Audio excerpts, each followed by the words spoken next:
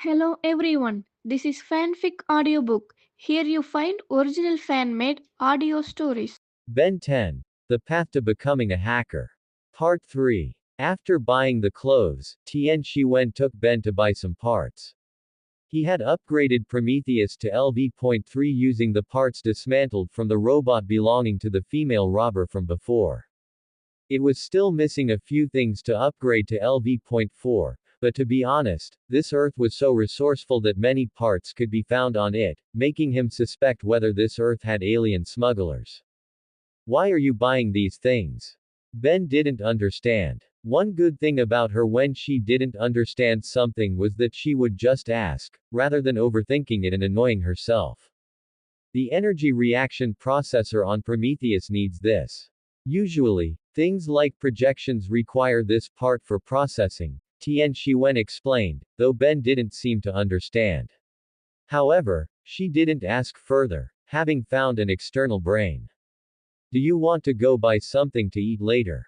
Feeling the hunger in his body, Tian Shiwen turned to ask Ben.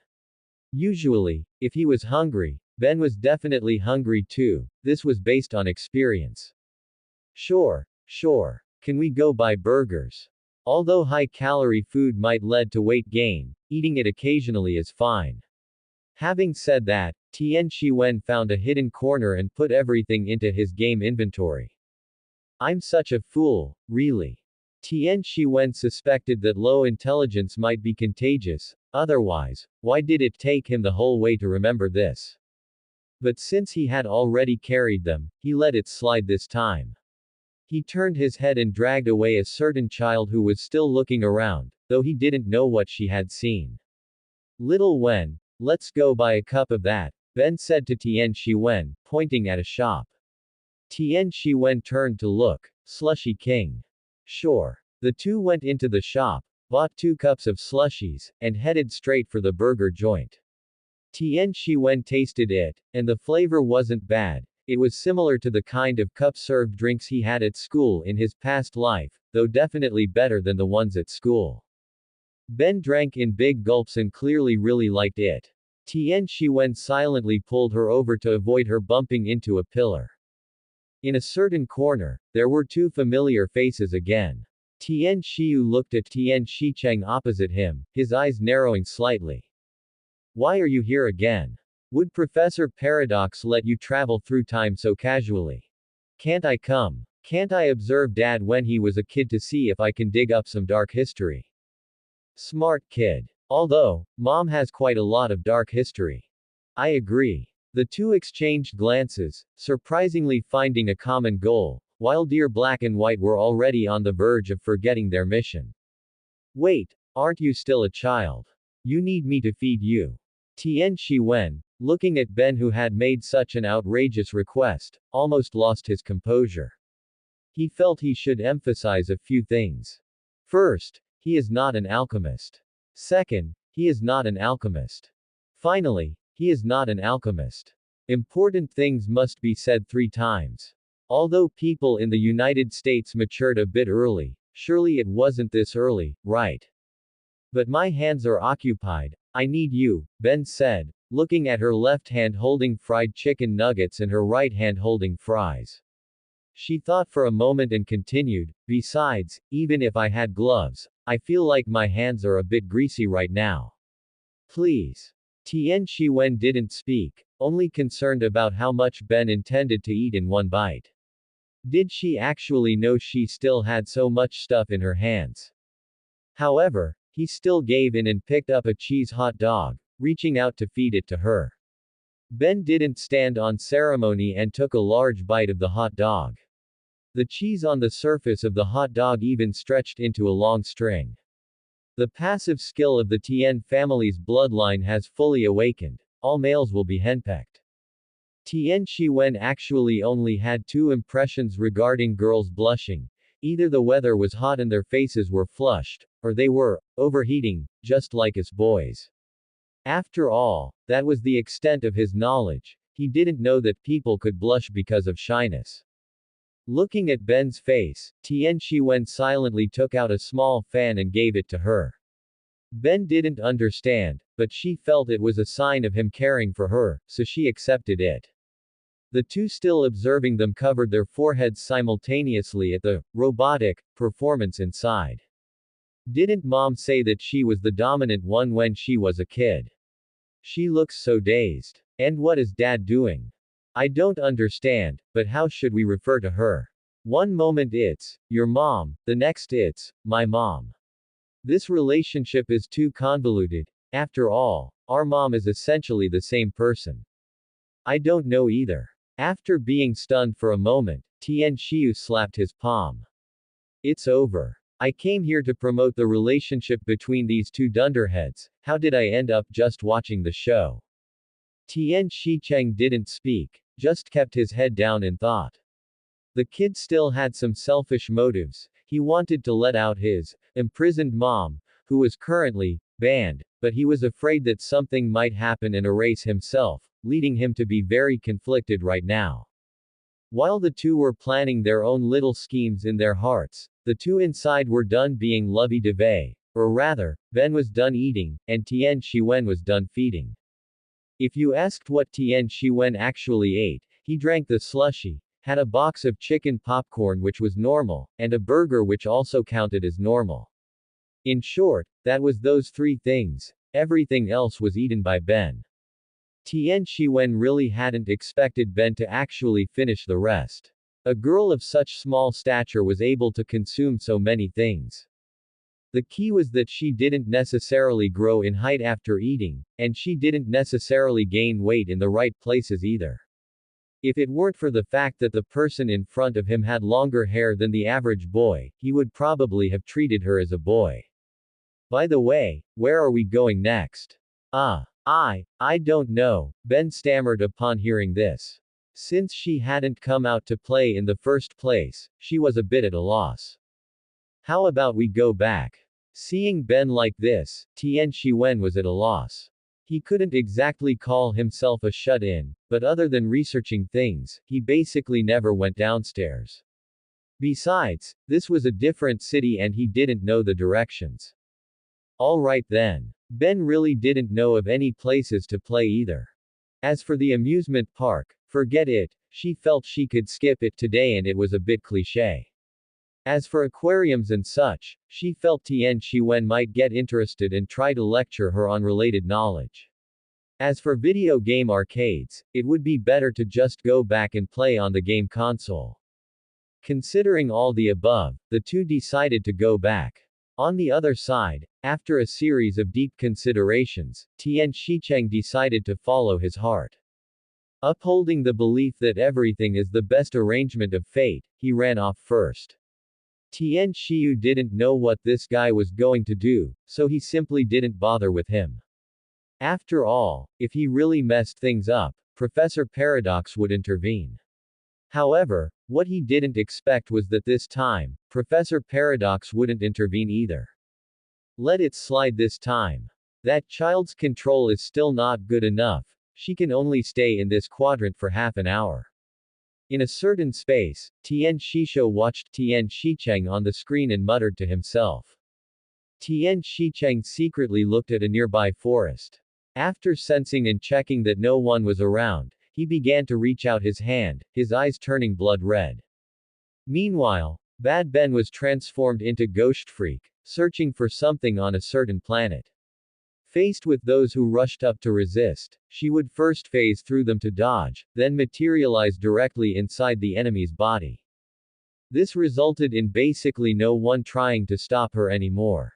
What she had come to find was infinite energy, PFFT, a type of high-energy ore on this planet.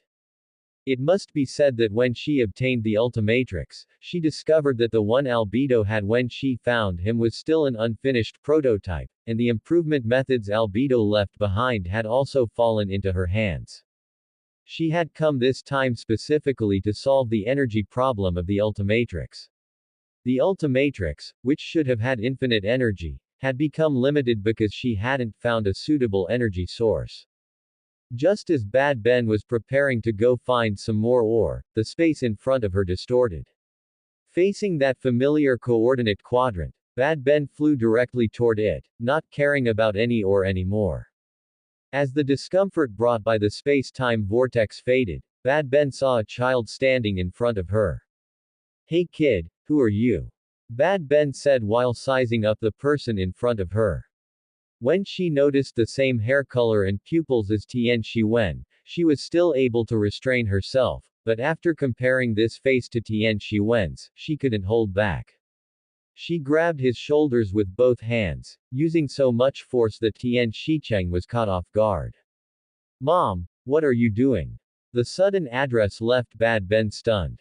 Her hands loosened involuntarily, and when she reverted from her transformation and compared them carefully, she actually discovered similarities between herself and this child.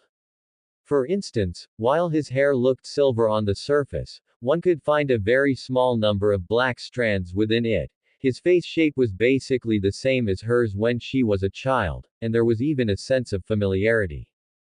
Child, Bad Ben suddenly laughed. Thinking of a certain possibility made her feel her blood boiling, and she wished she could go grab a certain person right now. You say I'm your mom, then who is your dad?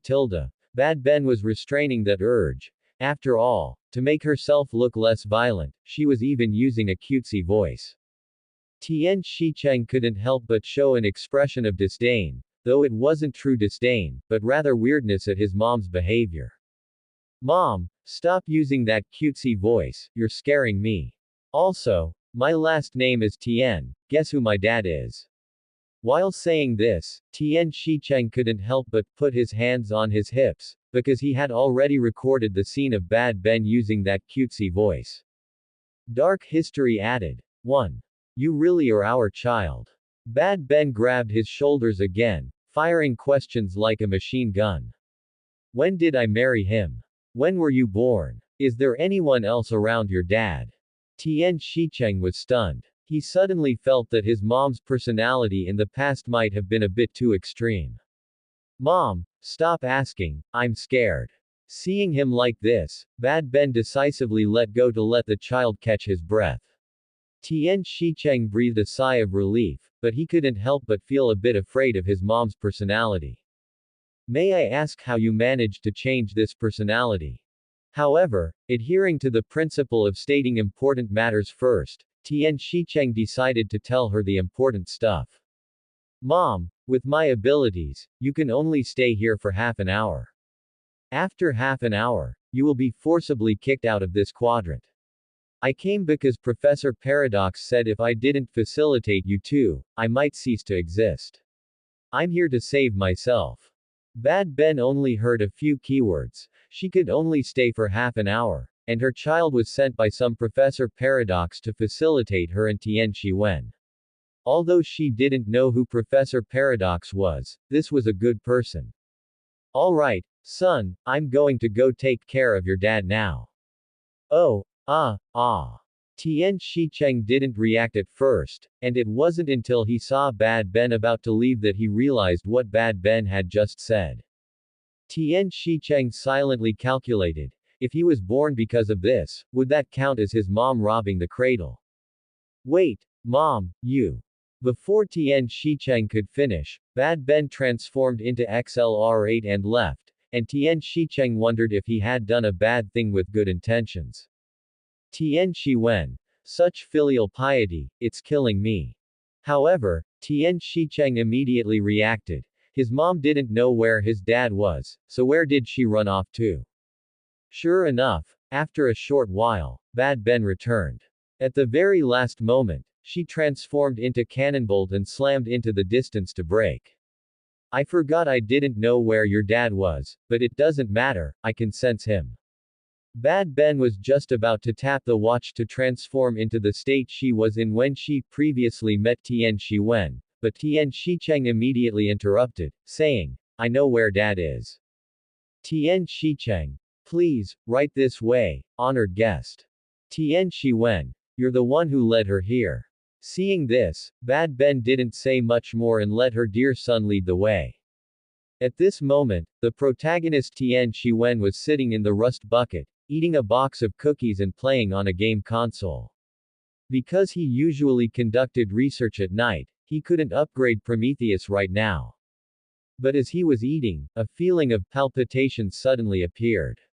It came inexplicably, and he couldn't track the source of this feeling. I always have a bad feeling about this. I always feel like I'm being watched by countless eyes.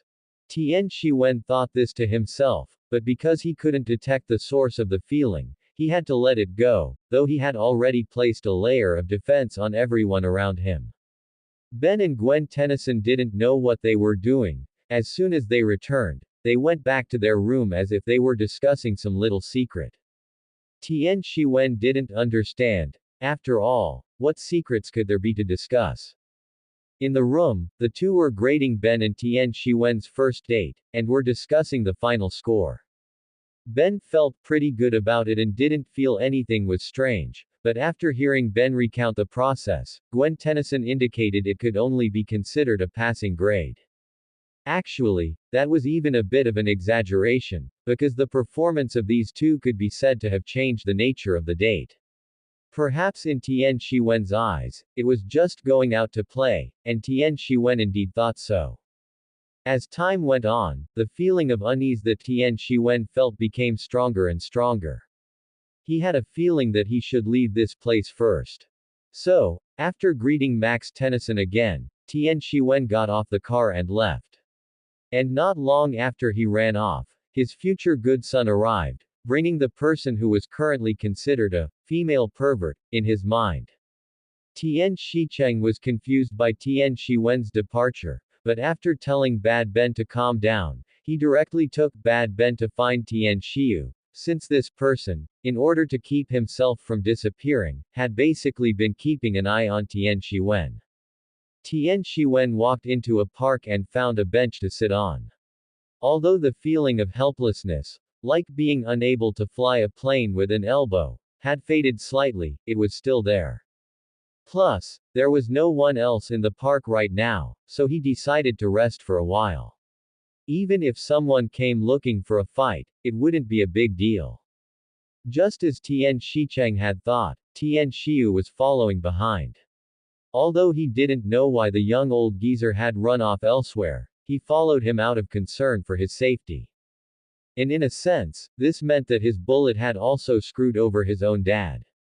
This won't do. This old geezer's emotional intelligence is hit or miss.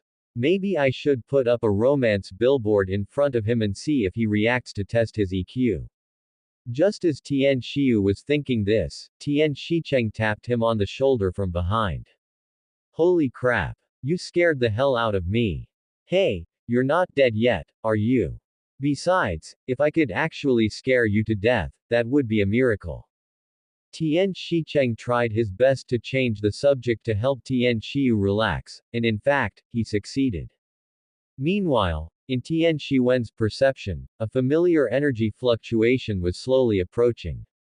As that fluctuation drew nearer, the sense of unease in his heart grew stronger and stronger. Without the slightest hesitation, Tian Shiwen slammed his hand onto his dial, transformed into Lightning Man, and then turned into an energy form to flee. Seeing this, Bad Ben realized she had been discovered, so she stopped acting and transformed into the appearance she had when she first met Tian Shiwen, freezing the time around him. Seeing that her plan to snatch him was successful, Bad Ben walked straight up to the energy form and manipulated him into detransforming. Thinking that she still had over 10 minutes left, Bad Ben suppressed the urge to do the deed right then and there, and immediately carried the time-frozen Tian Shiwen away in style. By the time their dad had been taken away, the two unlucky kids finally realized what had happened. They flew toward the direction Bad Ben had left, asking each other questions as they went. Wasn't your mom banned? How did she suddenly get here? Did you go and let her out? Although it was phrased as a question, the tone Tian Shiu used was very certain. What if I said I didn't know my mom had this kind of personality now, would you believe me? Bullshit. Your inner thoughts have already betrayed you. After saying this, Tian Shiu forcibly interrupted Bad Ben's control over Tian Shiwen. Because it was a forced interruption, his head felt a bit dizzy. Seeing this, Tian Shicheng slowly brought him over to himself to avoid him falling and dying. He just stood by and watched, as the person had already been brought there, and whether she could seize him depended on Bad Ben's own abilities. After feeling another fluctuation blocking her control, Bad Ben turned around angrily and glared at the source of the fluctuation. When she saw it was a child with silver hair and some brown, she already had some guesses in her heart. However, thinking of what a certain person in purple armor had said, she temporarily suppressed the thought of torturing him to death, because Tian Shiwen had already run several kilometers away from her hands. Holy crap, why is it this female hooligan? Tian Shiwen shouted while pushing his speed to the maximum, essentially draining the energy of the Omnitrix. On his chest, a purple light began to spread across his entire body. In this evolution, the Hogyoku ensured he would no longer be affected by time-based skills like time stop. Seeing that Bad Ben was still chasing him, Tian Shiwen was frantic. Wait, do we know each other from before? Tian Shiwen decided to see if he could use this to distract her a little. Upon hearing this, Bad Ben, who was already very excited, became even more so. You remembered. Bad Ben communicated with Tian Shiwen via telepathy, and Tian Shiwen's decision to distract her was already useless. No, but can you please stop chasing me first? I'm scared. No. Either you come with me, or I break your legs and take you with me. After Bad Ben finished transmitting this, trees on the ground were ripped directly from the earth and shot straight toward Tian Shiwen.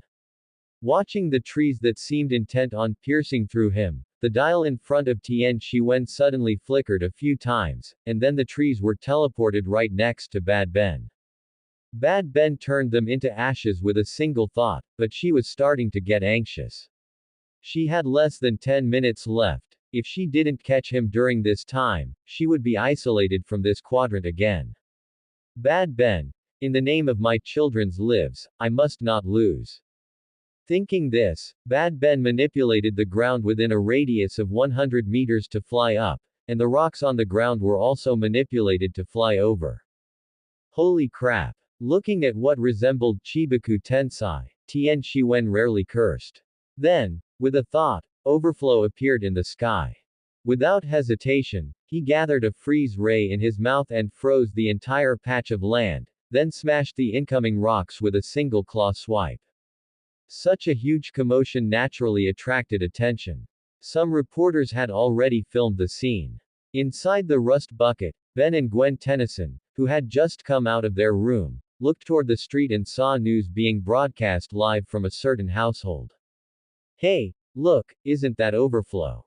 Who is she when fighting? I don't know, Dunderhead, but I think you'd better not get involved. This level is not something you can participate in right now. Then we can only watch Shiwen fight alone here. But if we go, it will only make him more restricted, right? In the end, Gwen Tennyson gained the upper hand in the conversation and persuaded Ben. Fortunately, she wouldn't go to the scene, otherwise, it would be hard to say what might happen. After freezing the land, Tian Shiwen fired another freeze ray at Bad Ben.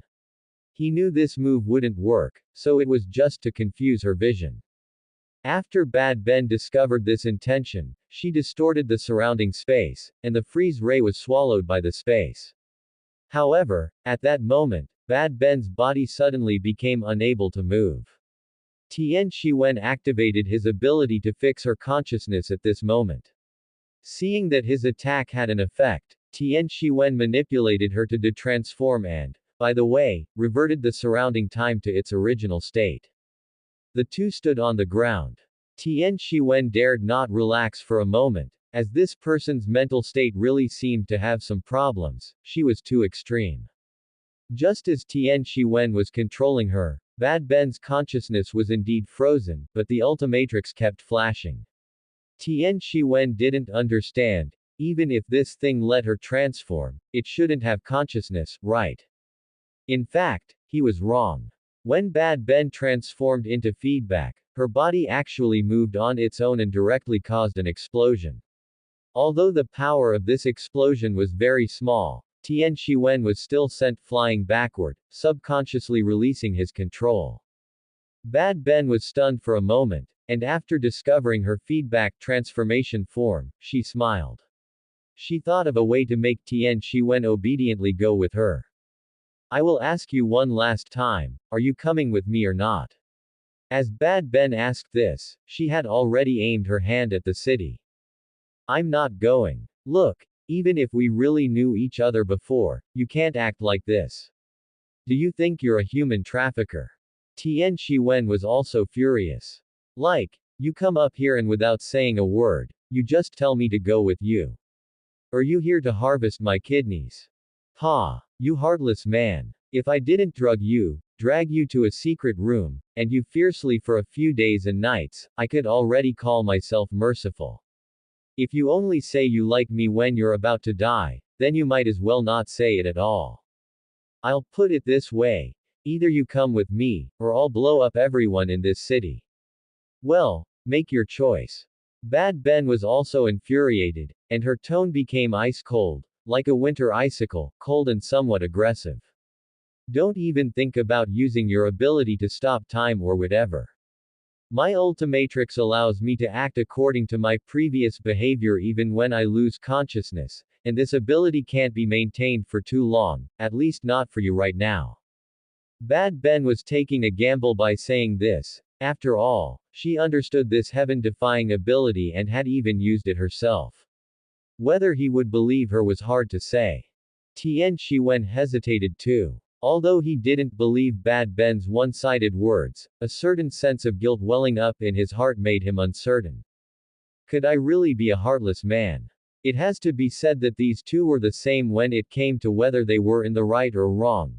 One hadn't remembered yet, so he didn't know, and the other knew everything but didn't care whether he remembered or not. She only thought about taking him back to fiercely educate and train him. Seeing Tian Shiwen hesitating, Bad Ben simply fired the nuclear energy blast directly. Realizing she was for real, Tian Shiwen immediately dispersed the nuclear energy in midair. Hurry up and choose. If it exceeds 1 minute, I'll fire a shot every second. Even if you have that kind of ability, I also have Prometheus. No matter what, someone will get a taste of death. Something's wrong. That was Tian Shiwen's first thought. Why had the person in front of him become so hurried? She even set a 1-minute time limit. Could it be that she was running out of time? It was exactly as Tian Shiwen thought. Bad Ben only had 2 minutes left, and she was basically holding a give it a shot mentality. She didn't believe that 60 nuclear blasts wouldn't make this Tian Shiwen juvenile form with amnesia agree to her. After Tian Shiwen thought of a plan, he had no choice but to ignore the growing guilt in his heart and carry it out. A minute passed, and just as she said, Bad Ben fired a nuclear blast every second, and not even in the same place. After holding on for 30 seconds, Tian Shiwen's eyes were bloodshot, and he looked extremely exhausted. Bad Ben couldn't bear it, because she remembered the side effects of Tian Shiwen using his ability. But then, thinking that he was only suffering from a bit of mental fatigue from using the ability now, the PTSD in her mind gradually disappeared. I agree. I agree. Are you happy now? Tian Shiwen almost roared, and combined with those eyes, he could be seen as someone on the verge of a mental breakdown. Bad Ben didn't revert from her transformation but simply switched to Ghost Freak, grabbed his hand, and walked towards a certain place. Because there were only a dozen seconds left, if she switched to a speed-type alien like XLR-8, she didn't know if he would try any tricks along the way. Ghost Freak, however, had an intangibility ability that could dodge some attacks, and she had also performed an ultimate evolution. This advantage is mine. Bad Ben thought so and did so, but just as she was about to take someone away from here to her universe, Tian Shiwen seized the moment just before entering, stopped time, pushed Bad Ben in, and sent a telepathic message. When Bad Ben's time was restarted, she found herself alone in the space-time vortex, her face flushed red. Turning her head, she saw that the other side had already been closed. I'm sorry. I don't know what happened between us, but if I really am a heartless man, could you come find me again when I'm 18? I can make it up to you. Although it sounded a bit like a scumbag's words, for someone who didn't understand emotions, it counted as a perfect answer, though only for someone like him. Ha ha ha ha ha ha ha ha. Bad Ben suddenly burst into laughter, looking completely unhinged. After she finished laughing, she looked at the ultimatrix on her hand and slowly said, "Fine, I'll give you some time. When I come to find you then, I'll start by breaking all your limbs." As Bad Ben said this, she pressed the ultimatrix, and she transformed into way big, and without caring about anything else, she directly started digging into the ground, punching the surface of this planet one by one. On the other side, Tian Shiwen breathed a sigh of relief as he watched the portal close. However, to avoid any accidents, he completely destroyed this portal. After checking that everything was fine, he left the place. Whoa, Dad solved this crisis, so it's time to talk about our business. Tian Shiyu shifted his gaze to Tian Shicheng. He had already recovered for a while. He originally wanted to help the old man, but it turned out this person solved it himself. On the other side, Tian Shicheng silently lowered his head, his expression becoming more respectful and his etiquette more refined. He didn't dare to utter a single word in reply and could only listen to Tian Shiyu's long, extensive lecture. Tian Shiwen went back. Unsurprisingly, he was asked what happened, and he found some excuses to brush it off, and the matter ended there. Future. Having just returned, Tian Shicheng couldn't figure out whether this matter was fate's arrangement or if he had changed the past. After all, in a sense, it violated the time paradox, but nothing happened to him. Unable to figure it out, he simply stopped thinking about it. Just like his mother, both of them were the type who thought, "My world-shaking wisdom tells me to use my world-shaking power," which meant they didn't like to use their brains. Just as he decided to start a simple and exciting game, a spaceship flew past the window. It looked like it was flying very urgently, as if something urgent had happened and it needed to arrive immediately. He saw that the person inside was his dear old man. The old man's expression was also very tense, but it didn't look like something important had happened, it looked more like he was running away. The young man was already used to it. Watching the old man's spaceship gradually move away and the few figures chasing closely behind, he pursed his lips. Being busy is good. The lonely young man sighed at the immature old men, it was truly turning the world upside down. And the adult Tian Shiwen said nothing, only feeling his knees ache a little, but this pain was bearable. Next time I must find a more remote place. Bad Ben, as if she had insight into his thoughts, slowly walked behind him and said slowly, "Still want to run, huh?" Subsequently, the two were teleported to a secret room, and there was no more talk for the night. A new day arrived with Tian Shiwen feeling apprehensive, and after what happened yesterday, he wasted no time in upgrading his equipment. Although it might be useless against one of Bad Ben's transformations, he still needed some firepower, right? So, Prometheus was boosted by 2 levels to LV.4, and Omnipotent also gained a new upgrade path. As the new day began, Tian Shiwen only hoped that nothing like yesterday would happen again. He slowly pulled his hat down and followed the group ahead. Meanwhile, a demolition crew was in the middle of tearing down a building. One of them swung the wrecking ball of the demolition machine toward the building, sending a cloud of dust into the air. Seeing this, the operator felt very satisfied. Getting paid to smash things up. Haha, I love this job. After saying that, he continued to swing the iron ball with the joystick. Up on the building's beams, a person with pale skin, wearing a tattered jacket and crawling with countless insects, was staring down at the foreman. The foreman noticed he was being watched, looked up, and was startled. "Get out of our home." The person outside just leaned against the demolition machine with arms crossed, completely ignoring what he said, and even teased him. "Yeah, hey, I really hate to break it to you, but the commander ordered this dump of an apartment building to be torn down. Hey, you're going to get yourself killed if you don't leave. After regaining his composure, the foreman pointed at the report in his hand and continued, regardless, this place is getting demolished. The person's eyes turned fierce upon seeing this. Stretching out both hands, a massive swarm of insects flew out from his palms, heading straight for the two men. The foreman reacted quickly and escaped the swarm's attack range, but the demolition machine operator was the slow-reacting type and was swept up by the swarm, flying directly in front of the person controlling them. Not caring about what the operator was saying, the insect villain muttered to himself, "Sorry, the bug crisis is only just beginning." Meanwhile, Ben and the others were chasing a robber. The robber looked at the vehicle behind him, felt it couldn't catch up, and practically jinxed himself by declaring that they couldn't catch him. Beside them, the motorcycle controlled by Upgrade bypassed everyone, using its small frame to speed between several large vehicles, though it did end up swerving onto the sidewalk later. Eventually, it returned to the road. Seeing a vehicle ahead that served as a perfect ramp, Ben put the motorcycle's front wheel on it and vaulted over the car, landing a few lengths behind the robber. So, she wanted to turn into XLR8 at first, didn't she?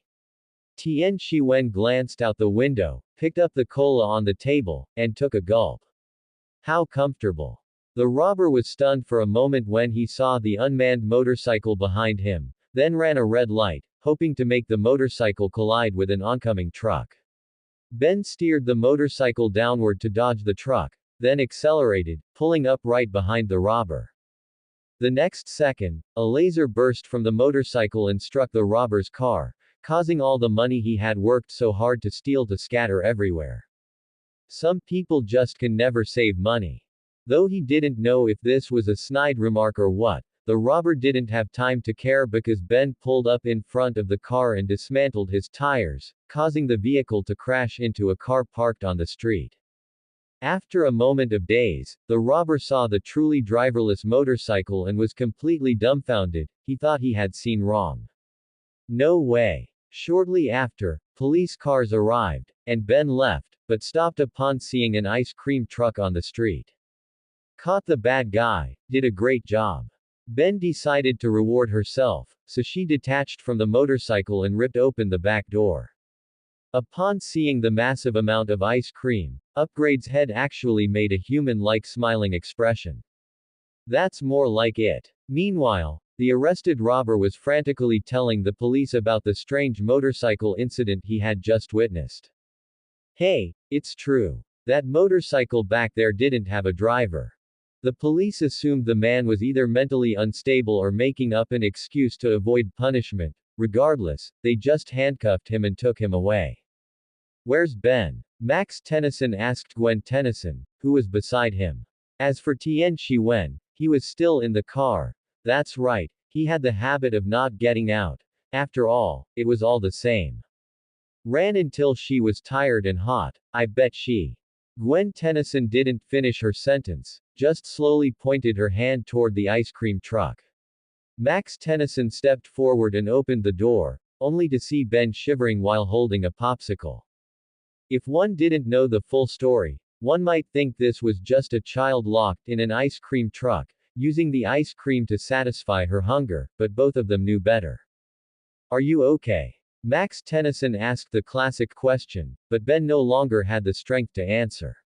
She was still shivering uncontrollably, the area around her eyes looked as if she hadn't slept in days, and a runny nose was dripping from her nostrils. Achoo! Ben sneezed, then wiped her nose. Well, I guess she's not okay. Max Tennyson looked at Ben's condition, his expression gradually becoming speechless. Upon returning to the rust bucket, Max Tennyson took Ben's temperature, while Tian Shiwen watched her with curiosity. How did this unlucky kid catch a cold for no reason? That was Tian Shiwen's first thought, and then he suddenly remembered some alien DNA in his laboratory, which he had collected when he was bored. Thinking of one called Apothecary, a gene fusion warrior, Tian Shiwen felt it might be quite useful right now. So, after telling Max Tennyson about it and covering Ben with a pile of blankets, he teleported himself to the laboratory to begin the gene fusion. After he left, Max Tennyson took the thermometer out of Ben's mouth and looked at the temperature with some surprise. Ah, a high fever of 39.5 degrees. Sorry, Ben, I've confirmed it. You've caught a severe cold. Ben still looked half dead, as could be seen from her unnaturally pale face and sickly demeanor. Maybe from now on, you'll know to think twice before sneaking into an ice cream truck to steal a snack. Gwen Tennyson was amused looking at Ben. After all, Ben had never shown such a vulnerable side in front of her. Ben didn't speak, just kept wiping her nose with Gwen Tennyson's new clothes. Hey, that's my new clothes. Ben sneezed and continued wiping her nose, saying as she wiped, "From now on, you'll know to think twice before leaving your new clothes lying around." Truly a pair that almost always bickers when they get together. Cold medicine, fever reducers, cough syrup, medical masks. Gwen Tennyson took out items one by one from the medical kit that Ben needed now, while Ben thought she didn't need this trash at all. It's not for you, dunderhead. It's for me. Cold germs are flying everywhere, and I certainly don't want to get infected. You might as well just lock me in the closet and let me out when I'm better. Upon hearing this, Gwen Tennyson immediately displayed a look of delight, clasping her hands together as she looked toward Max Tennyson. Can I, Grandpa? I'm begging you. Max Tennyson did not answer the question, as he knew both of them were just joking around, but he needed to go prepare medicine for Ben.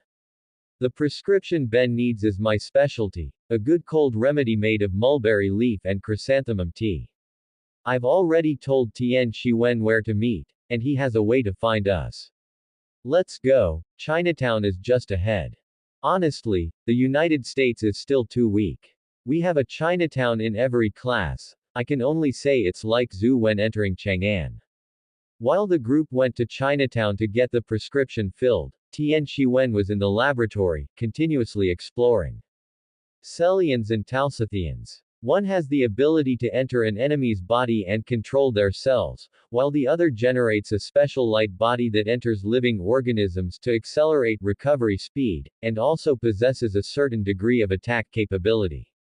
Tian Shiwen looked at the high-quality DNA from the two species in the instrument in his hand, the best he could obtain with his abilities, and after thinking about the success rate of fusing these two DNAs and the potential abilities he might gain, he wrote it down in his notebook. He then placed the two DNA instruments into the gene fusion device and began to observe the changes. As expected, the first attempt failed due to the incompatibility of the two DNAs, though there were still some characteristics of fusion. After taking out the two instruments and replacing them with new ones, a new fusion process began. This time, Tian Shiwen activated a feature on the gene fusion device called Eliminate Incompatibility, and this time, the two DNAs fused together perfectly. However, it didn't inherit the healing abilities of both sides. Instead, it inherited the Talsithians' attack capabilities. Tian Shiwen stored this type away. Another gene fusion began, and this time, the DNA of both sides fused again, also inheriting the healing abilities of both. Finally, Tian Shiwen placed the previous instrument together with the one that had just succeeded, and after pressing the coexistence button on the gene fusion device, he finally completed the new gene fusion. In fact, this could be considered quite lucky for Tian Shiwen today, as ordinary gene fusions usually take all night to potentially succeed, and by success, he meant the perfect fusion he envisioned. This ability inheritance is just like drawing cards. You want to pull a 5-star but aren't sure if it will go off banner. Perhaps it's simpler to say it's like the substat affixes when upgrading equipment in a certain game. You want everything to go into critical rate and critical damage, but instead, it randomly boosts health, defense, or break effect. And Tian Shiwen was basically performing similar operations all the time. The repeated fusions, combined with the act of gambling on luck, made his gene fusion operations not very smooth. After opening the instrument, Tian Shiwen immediately pointed the omnipotent at it.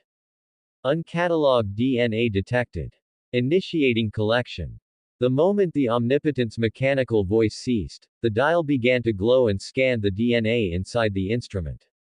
Then, following a flash of data fluid within the instrument, the omnipotent completed the collection.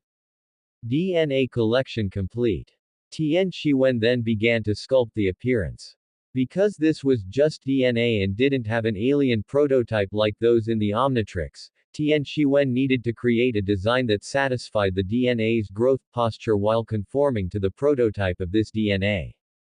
The image Tian Shiwen sculpted was quite simple. After all, since it was already called medic, why not be a compassionate medicine king in another world?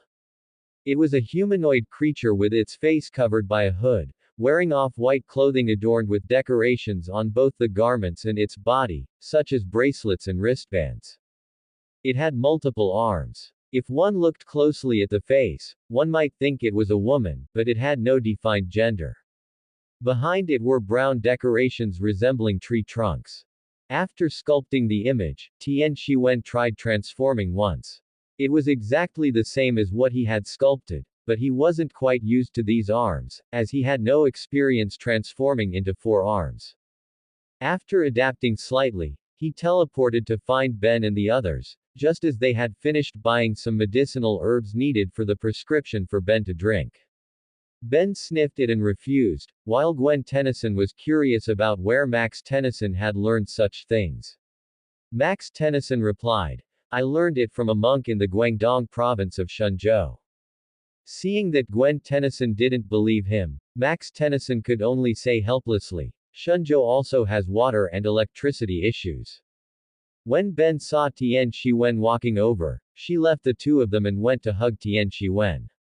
Tian Shiwen felt that this child was acting like a hooligan while having a fever, but he had no evidence. If he ignored the head that kept rubbing against his abdomen, he might have completely dismissed that thought, but Ben didn't stop. All right, stop acting out, you little hooligan. Tian Shiwen thought for a moment and used a portion of the medic ability through the omnipotent, at least enough to make Ben feel less uncomfortable. Upon hearing the term, little hooligan, Ben immediately let go and turned her head away, no longer looking at him. Goodness, doesn't this guy usually not notice things like this? As for Gwen Tennyson, it was the same old saying, PDA overload, PDA overload. She really didn't dare to look, lest she get so angry she'd die. Max Tennyson was attracted by the content of a speech on stage and was listening carefully to what was being said. Dear fellow citizens, I am here to thank you for your strong support of the urban renewal plan I am promoting. This is truly a dream come true. It seemed this speaker was indeed very focused, because a bee had already flown onto the microphone, yet she still showed no reaction, or rather, simply hadn't noticed the bee. But the audience below was different, they had all noticed the bees, and quite a few bees had already started wreaking havoc there. At this moment, the person who controlled insects from the earlier demolition was hovering in the air, stepping on some bugs. Looking at the speaker below who had come to her senses and was somewhat panicked, he pointed at her and said, "It should be a nightmare instead." Following his manipulation, the scene around them suddenly became extremely chaotic, like locusts swarming through the streets. Tian Shiwen, having set up a data barrier around himself, remained unaffected. Seeing this, Ben leaned against him, silently finding a reasonable excuse for herself. The street was truly like a swarm of locusts passing through, a massive swarm of insects was scurrying about, and some people had even been frightened into falling over. Meanwhile, Bugman continued to speak to the female reporter on the stage as if they shared some deep-seated blood feud. "You absolutely cannot tear down our apartment building, don't even dream of it. You're that madman who refuses to move out," the female reporter exclaimed, clearly recognizing Bugman. "I'm very glad you recognize us now." After Bugman finished speaking, his eyes emitted a peculiar glow, and this light caused the surrounding swarm of insects to immediately crawl all over the female reporter's body. "What are you doing?" The female reporter clearly didn't understand, or perhaps she was just too stunned to process it, The insects were already covering her entire body, yet she still didn't grasp Bug Man's purpose. Please join us for dinner at our home. The main course is you. One could only say that, in a sense, Bug Man could go learn a thing or two from Hannibal. At the very least, he already had the idea in words. Tian Shiwen didn't move, as he was busy dredging up the few remaining impressions in his mind to recall the key information of this episode. Meanwhile, seeing the female reporter in danger, Ben prepared to slam down on the Omnitrix to transform, but after she transformed into Wildmutt, her cold affected her.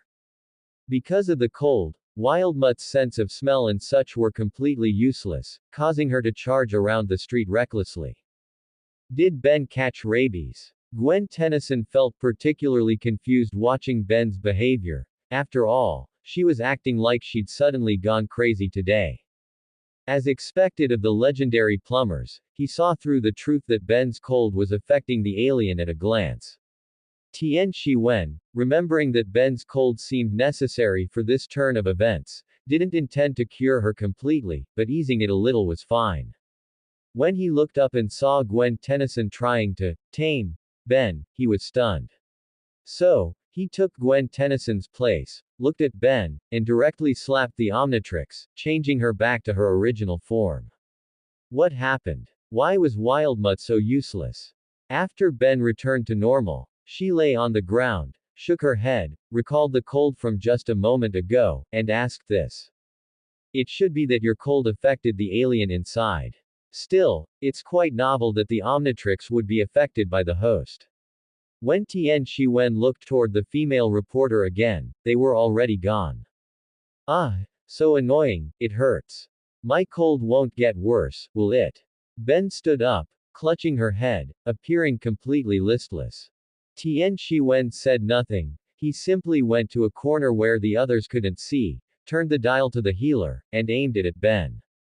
A green light slowly shone on Ben and then gradually entered her body, slowly recovering her from the cold.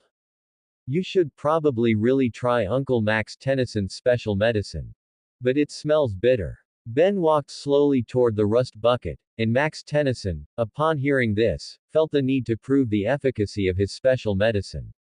Don't worry, it doesn't taste that bad. Tian Shiwen was left dumbfounded by that sentence. Could it be that the cold really spread that quickly? Or rather, it doesn't smell that bad. Max Tennyson also paused, saying it a bit uncertainly. However, he changed the subject, looked at Ben sitting on the sofa, and said earnestly. I'm not just worried about you. It seems all your alien heroes have been infected by your cold. I don't know what will happen to them. Ben took it from Max Tennyson's hand, and thinking about how she might be affected by the cold later on, she obediently downed it in one gulp. Oh. That's super gross. Ben was clearly hit by the taste, while Tian Shiwen looked on, feeling it was similar to traditional Chinese medicine, just not as bitter. Hee hee, drink up. Once you drink another 10 doses, you'll get used to the taste. I don't know if the medicine is bitter, or if the cold is worse than taking the medicine. Ben, weak all over, slumped onto Tian Shiwen's shoulder, and Tian Shiwen adjusted his position to let her lean more comfortably, treating it as a patient's privilege. Found it. Unable to stand those two pulling at each other as soon as they got on the car, Gwen Tennyson naturally went to use her laptop, which could look up almost anything, to search for useful information. And this time, relying on what Bug Man had said on the street earlier, she also found relevant information. In short, Bug Man had been staying in the old apartment building and refused to leave, and his mental state was no different from a madman, so there had been no progress on the demolition of that apartment building. While Gwen Tennyson was speaking, Ben was preparing to hide the herbal tea in a secret compartment in the cabinet, being careful not to let Max Tennyson discover it, but she forgot there was still someone beside her. What are you doing, little Ben Tennyson? Tian Shiwen, meeting Ben Tennyson's pleading gaze, took the herbal tea back and placed it in front of her. I know you can't handle the taste, but this is for your own good, isn't it? Besides, once you've tasted traditional Chinese medicine, you'll find that this stuff is actually drinkable. Reminds me of the days when I was a child and had to drink traditional Chinese medicine 3 times a day for some unknown illness. Though, having loquats after drinking it wasn't bad, and I always just downed it in one gulp anyway.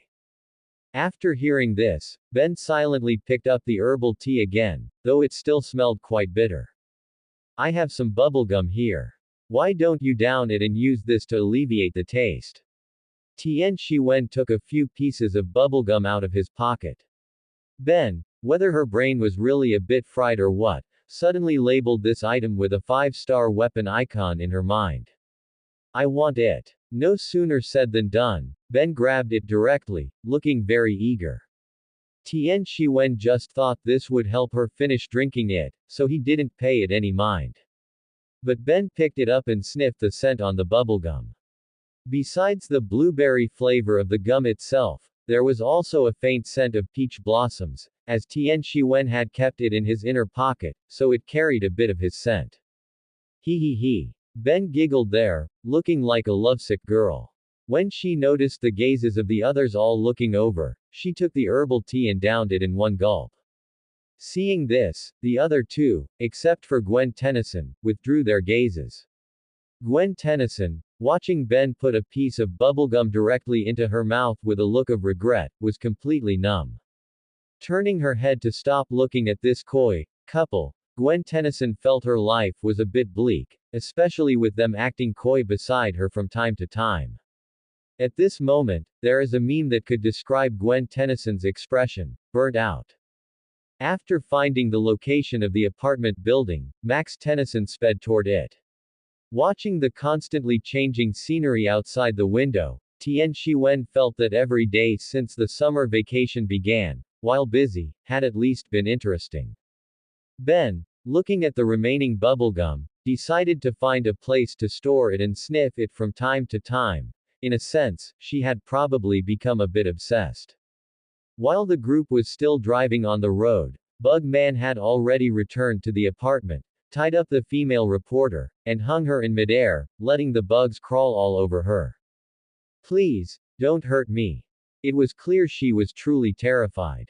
Subconsciously, she had forgotten that the person before her was a madman, and the most abnormal thing about madmen is their mental state. How could they possibly not hurt you?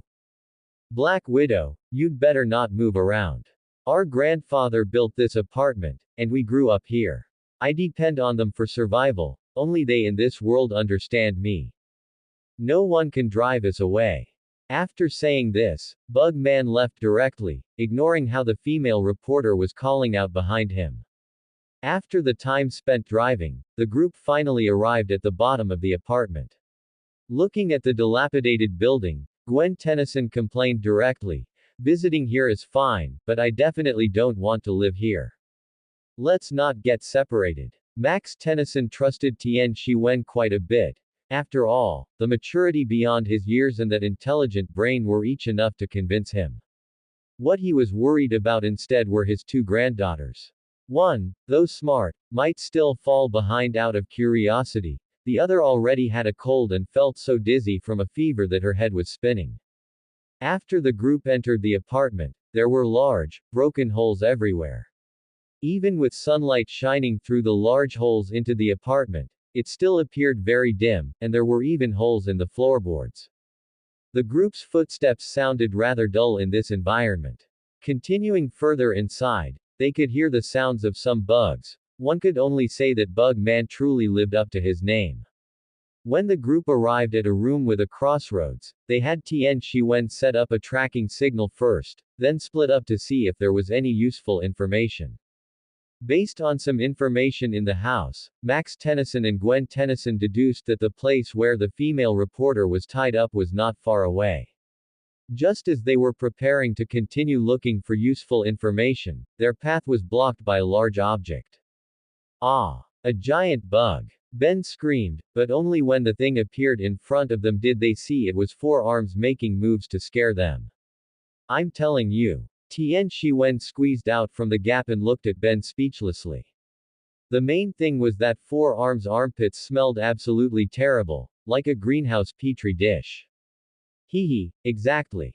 Ben chuckled a few times, trying to ease the atmosphere. Whether it was because she heard their voices, the female reporter began to cry out for help loudly. Upon hearing this, Ben immediately smashed open the door and grabbed Max Tennyson and Gwen Tennyson in her hands. Gwen Tennyson covered her nose immediately after smelling the scent on 4 arms, and Max Tennyson on the other side did not escape this disaster either. Ben sniffed the scent on herself and felt there was no change. Max Tennyson began to explain the changes on Ben, while Gwen Tennyson remarked that 4 arms' armpits had become festering sores. Don't blame me, I'm sick, Ben explained, but Gwen Tennyson didn't buy it.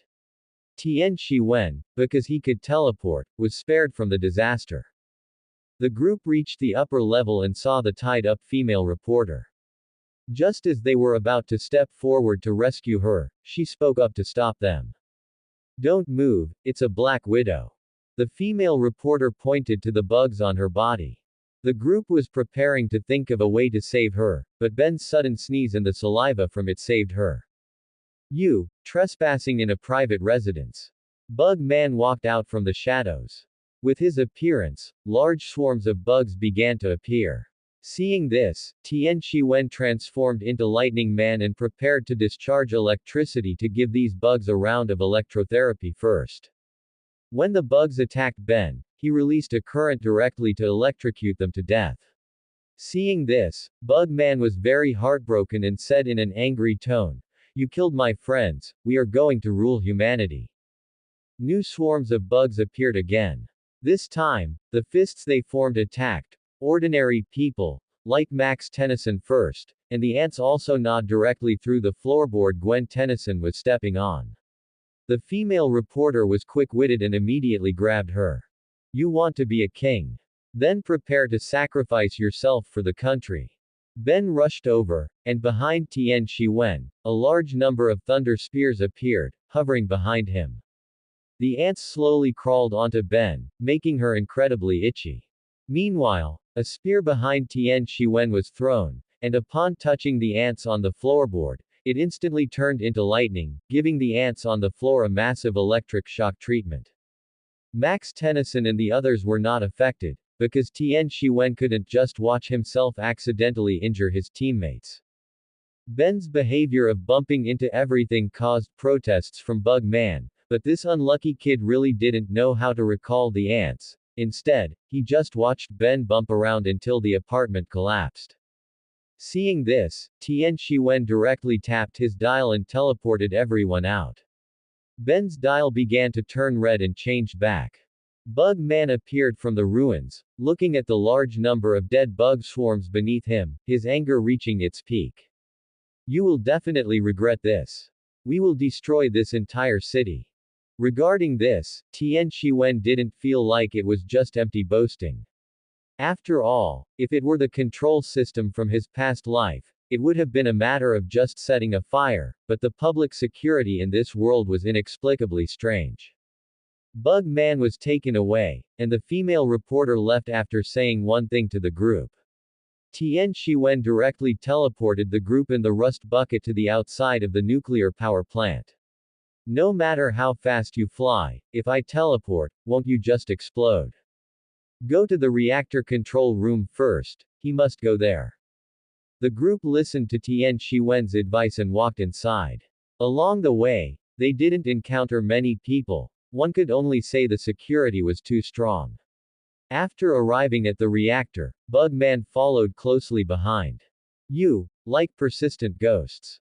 Bug Man said this while letting the bugs go to block the group, noting that he had already given the reactor side a big surprise just now. During this time, he also showed the method to keep himself from dying after the reactor exploded, which was to let the bugs cover his entire body. Ben didn't want to talk much more and transformed into Heat Blast, while Tian Shi-wen remained Lightning Man as usual. In his mind, the status of Lightning Man should be about the same as the status an Electric Lizard would have in Ben's mind later. Fun, love to play, play more. It's just that the flames of Heat Blast this time were a cold white, different from usual, looking similar to the exotic flames in a novel. The two dealt with the bug monster, while Max Tennyson and Gwen Tennyson went to stop the reactor side. The division of labor was orderly, and they got straight to work. Ben wanted to step forward to engage in cautious close combat, but was stopped by Tian Shiwen, who indicated that long-range attrition would suffice. Thus, the two moved and attacked at the same time, having a great time. Bug Man was annoyed by this attack, because whenever Heat Blast's attack came, his bugs would be frozen, and one current from Lightning Man would consume many of his bugs.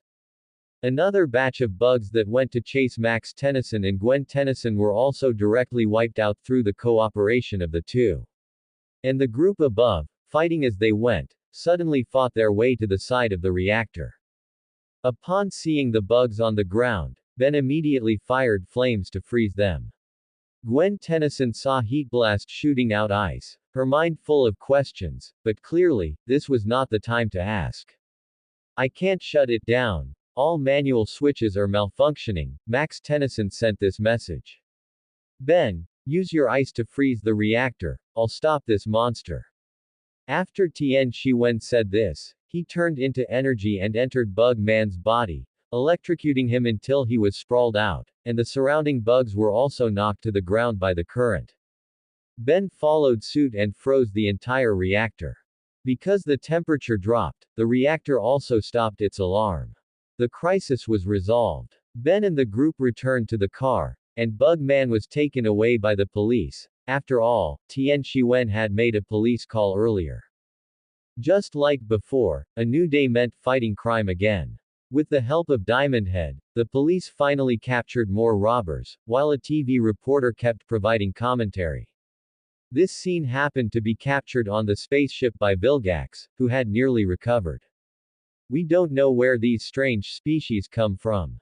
But they are here to assist us." After watching the entire broadcast, Vilgax felt extremely angry at Ben's behavior, a sentiment practically dripping from his tone. "To think she's using the Omnitrix to play the hero. Should we send several mechanical monsters to retrieve it?"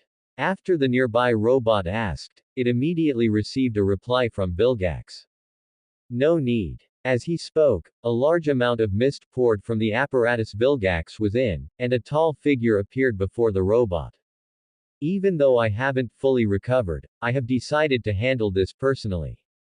Meanwhile, Ben, the object of Vilgax's fixation, was suddenly jolted awake by a nightmare, her piercing scream waking everyone else up as well.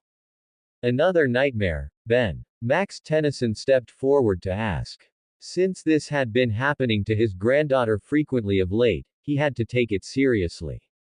"I dreamed of that eerie alien again, only this time he was uglier, bigger, and scarier." Ben rubbed her head. Even now, she felt like she had barely escaped with her life. "Are you sure you didn't just dream of your own reflection?" Gwen Tennyson interjected, clearly complaining about being woken up. "It was just a nightmare, kid." Max Tennyson comforted Ben. After standing up, he noticed Tian Shiwen also looking grim as he stared at his own device. "What's wrong, Shiwen? You look a bit pale." Tian Shiwen recalled the scenes from his dream, feeling a sense of daze. It felt like a premonition.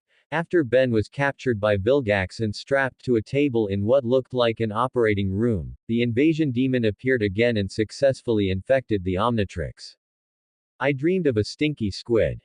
He told me his name was Vilgax, ruler of several worlds, and that he was coming to take back the Omnitrix." After some thought, Tian Shiwen decided to lay it all out regarding Vilgax. After all, if it really was a premonition, they needed to prepare in advance. The familiar name made Max Tennyson pause.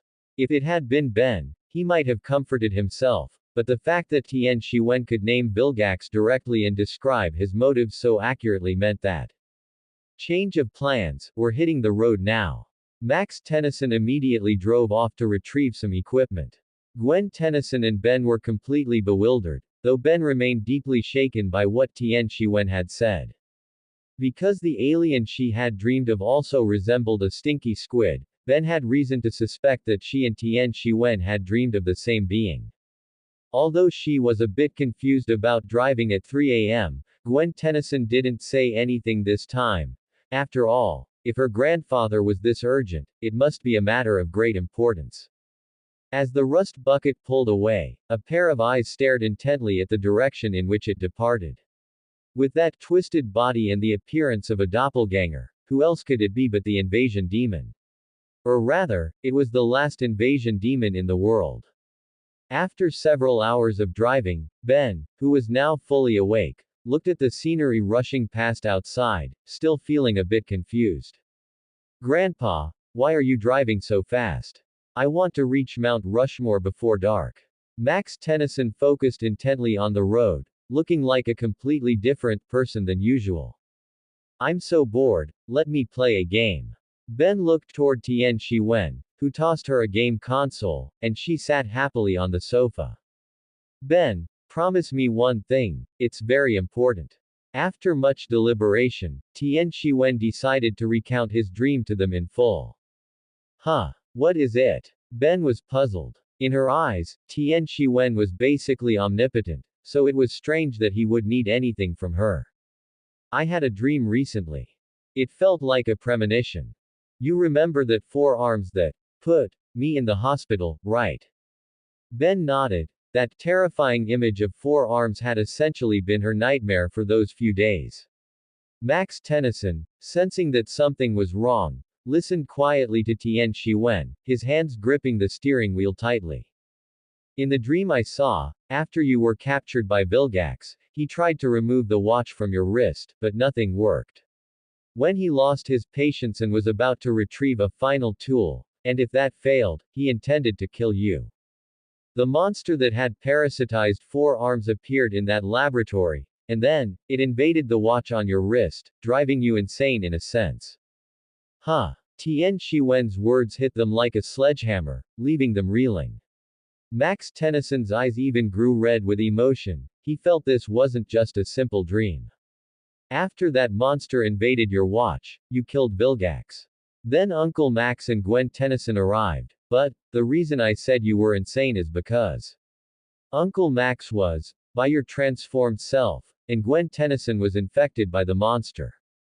As for me, although Tian Shi-wen left some parts unsaid, everyone present understood exactly what happened given the obvious implications. Max Tennyson had surely been killed by the transformed Ben, and Tian Shi-wen had likely also. But in truth, Tian Shi-wen hadn't dreamed of himself, as it seemed he didn't exist in that world. Sigh. Max Tennyson let out a sigh. He was feeling both irritable and terrified. Irritable because so many troubles had piled up in a single day, and terrified because he was genuinely afraid of his granddaughter experiencing such things. Then, Shi-wen, can you help me take this watch off? I don't want it anymore. Ben said, highly agitated, reaching out to claw at the Omnitrix. Ben, calm down, I can't calm down. Didn't that monster invade the watch because Vilgax captured me? And didn't Vilgax capture me because of this watch? If I just get rid of the watch, that should solve it, right? Ben was terrified of these events coming to pass. After all, she didn't want to see herself go insane and harm her grandfather and Gwen Tennyson. Ben might have been a bit of a brat, but in the face of such a major crisis, she could still see the situation clearly. But the problem is, even if you take the watch off, the monster could still infect you, just like how I said it infected Gwen Tennyson. Although Gwen Tennyson was also terrified, she nodded. She could see that Ben was scared. While she was frightened too, she managed to keep herself composed. Phew, kids, I have some more information regarding that monster. Max Tennyson's calm voice sounded after he took a few deep breaths. Remember when he previously asked someone to dispose of the corpses of the invading 4 arms and the invasion demon? That's right, the plumbers have already gotten the test results back. The reason he was afraid of Tian Shi-wen's dream was that it was exactly the same as what the report described. The following contains some fan-made settings, because there is too little information about the Omnitrix and the author isn't updating, so I have to create my own settings. According to the report, that thing has the ability to change its own physical form, and the DNA within its body is infectious. It can forcibly alter other DNA, and once this DNA is modified. Max Tennyson paused, as if finding it difficult to continue, before speaking again.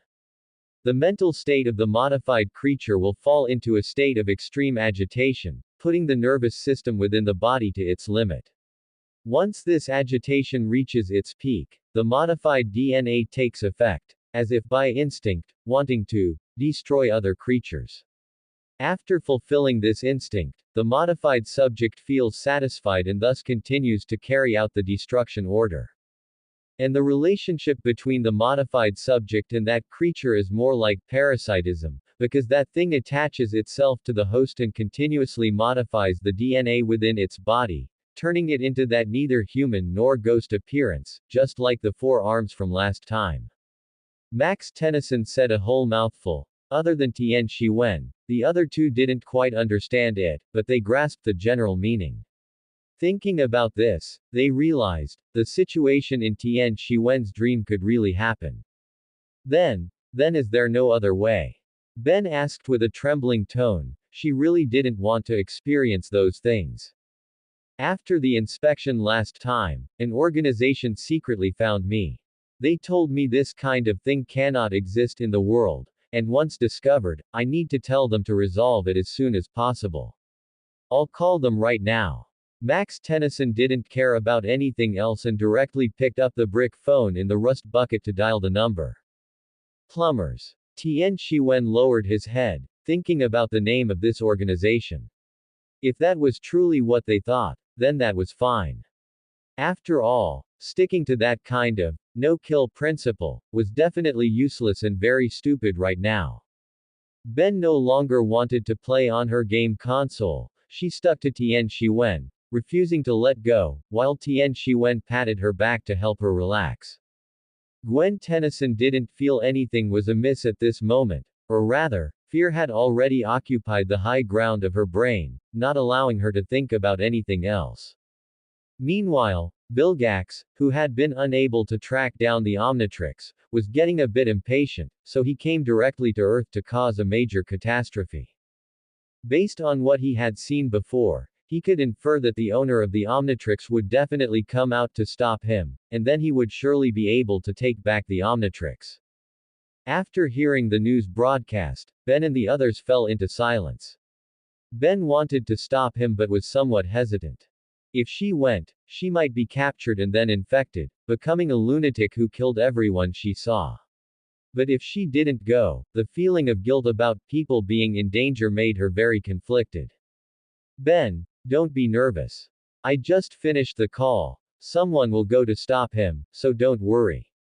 Max Tennyson tried to ease Ben's mood, but Ben was still struggling with the decision.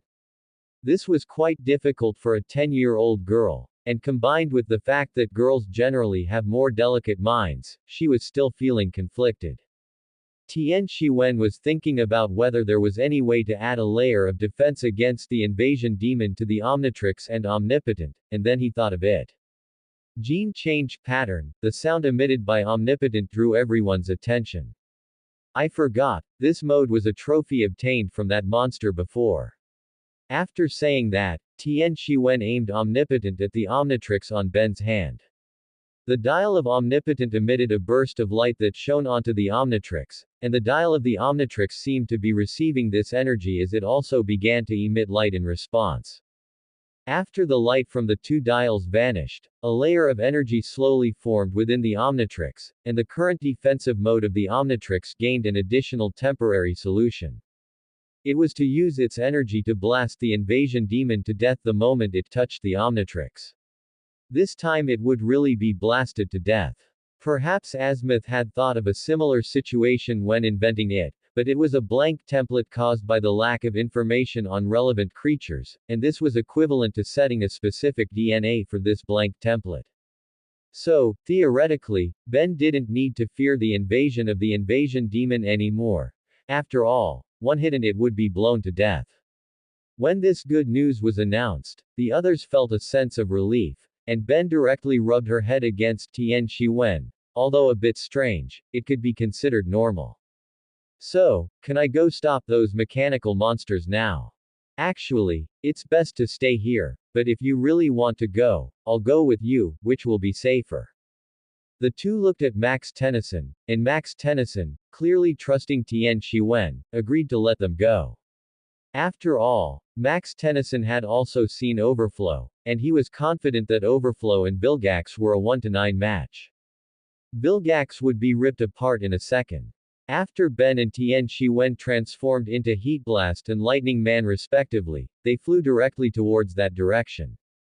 On the street at this time, a large number of mechanical monsters were destroying the city. Some were shooting lasers, while others were simply crashing into things with their massive bodies. Vilgax was docking his spaceship above Earth, quietly waiting for Ben's arrival. As expected, Ben came, but Vilgax was extremely astonished. How can there be two Omnitrixes? Vilgax was very confused. Could it be that his intelligence was wrong? But after the surprise came ecstasy. Ha ha ha. Both Omnitrixes are in my hands. I, Vilgax, will be the true ruler of the galaxy. However, Vilgax didn't go down immediately, but instead observed the combat power of the two Omnitrix holders first. He would defeat the weak one first and then see if the one with higher combat power had any weaknesses. Heat Blast's fighting style was very simple. Just burn everything with a fire and call it a day. Meanwhile, Lightning Man fought while entering their bodies and draining their electricity completely.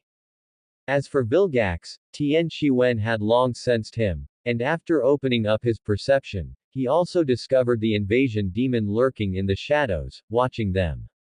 Why didn't he kill the invasion demon right now? Because he was afraid that, like last time, he could only control it for a few seconds. Moreover, it had already parasitized a Kinesolaran, which was XLR8, making it hard to catch. Tian Shiwen felt he should brief Ben on their upcoming plan, otherwise this designated dunderhead might just rush in and throw her life away without a second thought. So, as they stood back to back, alert after destroying another batch of mechanical monsters, Tian Shiwen turned his head and whispered into Ben's ear. Ben, that thing has arrived. Keep an eye out. It's possible that the one called Vilgax will come after our stamina is exhausted. Let's stage a performance, pretend to fall into Vilgax's hands, and then take care of that thing first. Ben nodded. Because the two were standing quite close, Vilgax didn't realize they were conferring. On the contrary, the expression on his face was far from pleasant. What kind of alien is this, and why have I never seen them before? With abilities like these, they shouldn't be unknown in the universe. Vilgax couldn't figure it out, but he didn't dwell on it too much. He had already identified which user was stronger, so he decided to capture Ben first and see if he could use her to threaten the other one. As for the mechanical monsters, how should one put it? To Lightning Man, these things were like little snacks that just provided him with energy. Heat Blast had to be careful, but Lightning Man didn't care at all. When Tian Shiwen gradually realized there were an excessive number of mechanical monsters in his area, he knew Vilgax intended to wear him down, so he pretended not to notice and continued fighting the mechanical monsters. Meanwhile, Ben, whose battlefield had been separated, was pinned to a wall by a mechanical monster using a restraint cable, and Vilgax dropped a massive, spherical small spacecraft from his ship.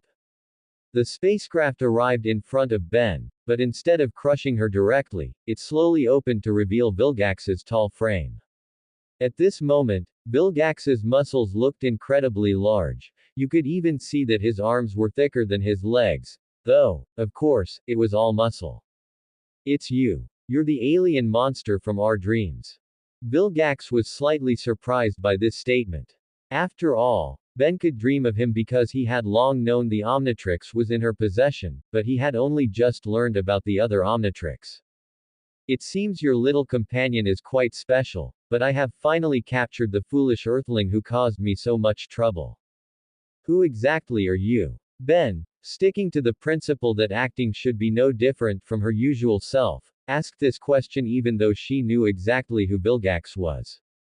I am Vilgax, and I have come for the Omnitrix, Vilgax replied patiently.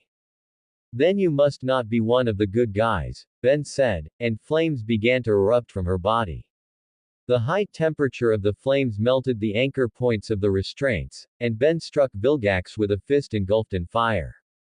Ben's continuous attacks didn't even break Vilgax's defense. Vilgax simply grabbed her and threw her toward a building in the distance. Ben. Tian Shiwen let out a convincing shout, then pretended to still be entangled, firing electricity at the other mechanical monsters. Don't be in such a rush, holder of the other Omnitrix. I will finish with her first, then deal with you, Vilgax said, before advancing toward Ben, who had already crashed through several buildings. Ben rose from the ruins, feeling that Vilgax was incredibly difficult to handle. Vilgax landed on the ground, creating a large crater. He slowly approached Ben, who melted the ground to restrict Vilgax's movements. Judging by the fact that Vilgax stumbled, it seemed effective. Max Tennyson also drove up, and when he saw Vilgax, he felt both disbelief and a sense of inevitability. Can't play tough when you can't move, right? Ben stood with her hands on her hips, looking at Vilgax. Just as Max Tennyson's car arrived, the Omnitrix began to glow red. Ben decided to get in the car to hide for a moment, but Vilgax knew that if he let her escape, finding Tian Shiwen would be much more difficult. Thus, Vilgax broke free from the restraints and ran toward the rust bucket. After seeing this, Max Tennyson performed a drift to dodge, having already heard the plan Ben had shared with them. Although putting oneself in danger was risky, in a sense, it was the simplest way. After all, as long as the invasion demon was alive, everyone would live in fear. Meanwhile, Tian Shiwen was preparing to continue his act with the mechanical monsters, but a laser beam dissuaded him. Looking at the emblems on their uniforms, he recognized the organization, the Plumbers. The Plumbers were quite interesting. The members came from different planets and could be considered an interstellar organization, used to maintain peace and manage certain chaotic places in the universe. Stand back, child. Although I don't know which planet you are from, you have done well enough. Stand back. One of the aliens glanced at Tian Shiwen and then led his team to attack the mechanical monsters, while another group went to track down the Vilgax they had just seen. Tian Shiwen, for his part, simply ran off to find Ben and the others.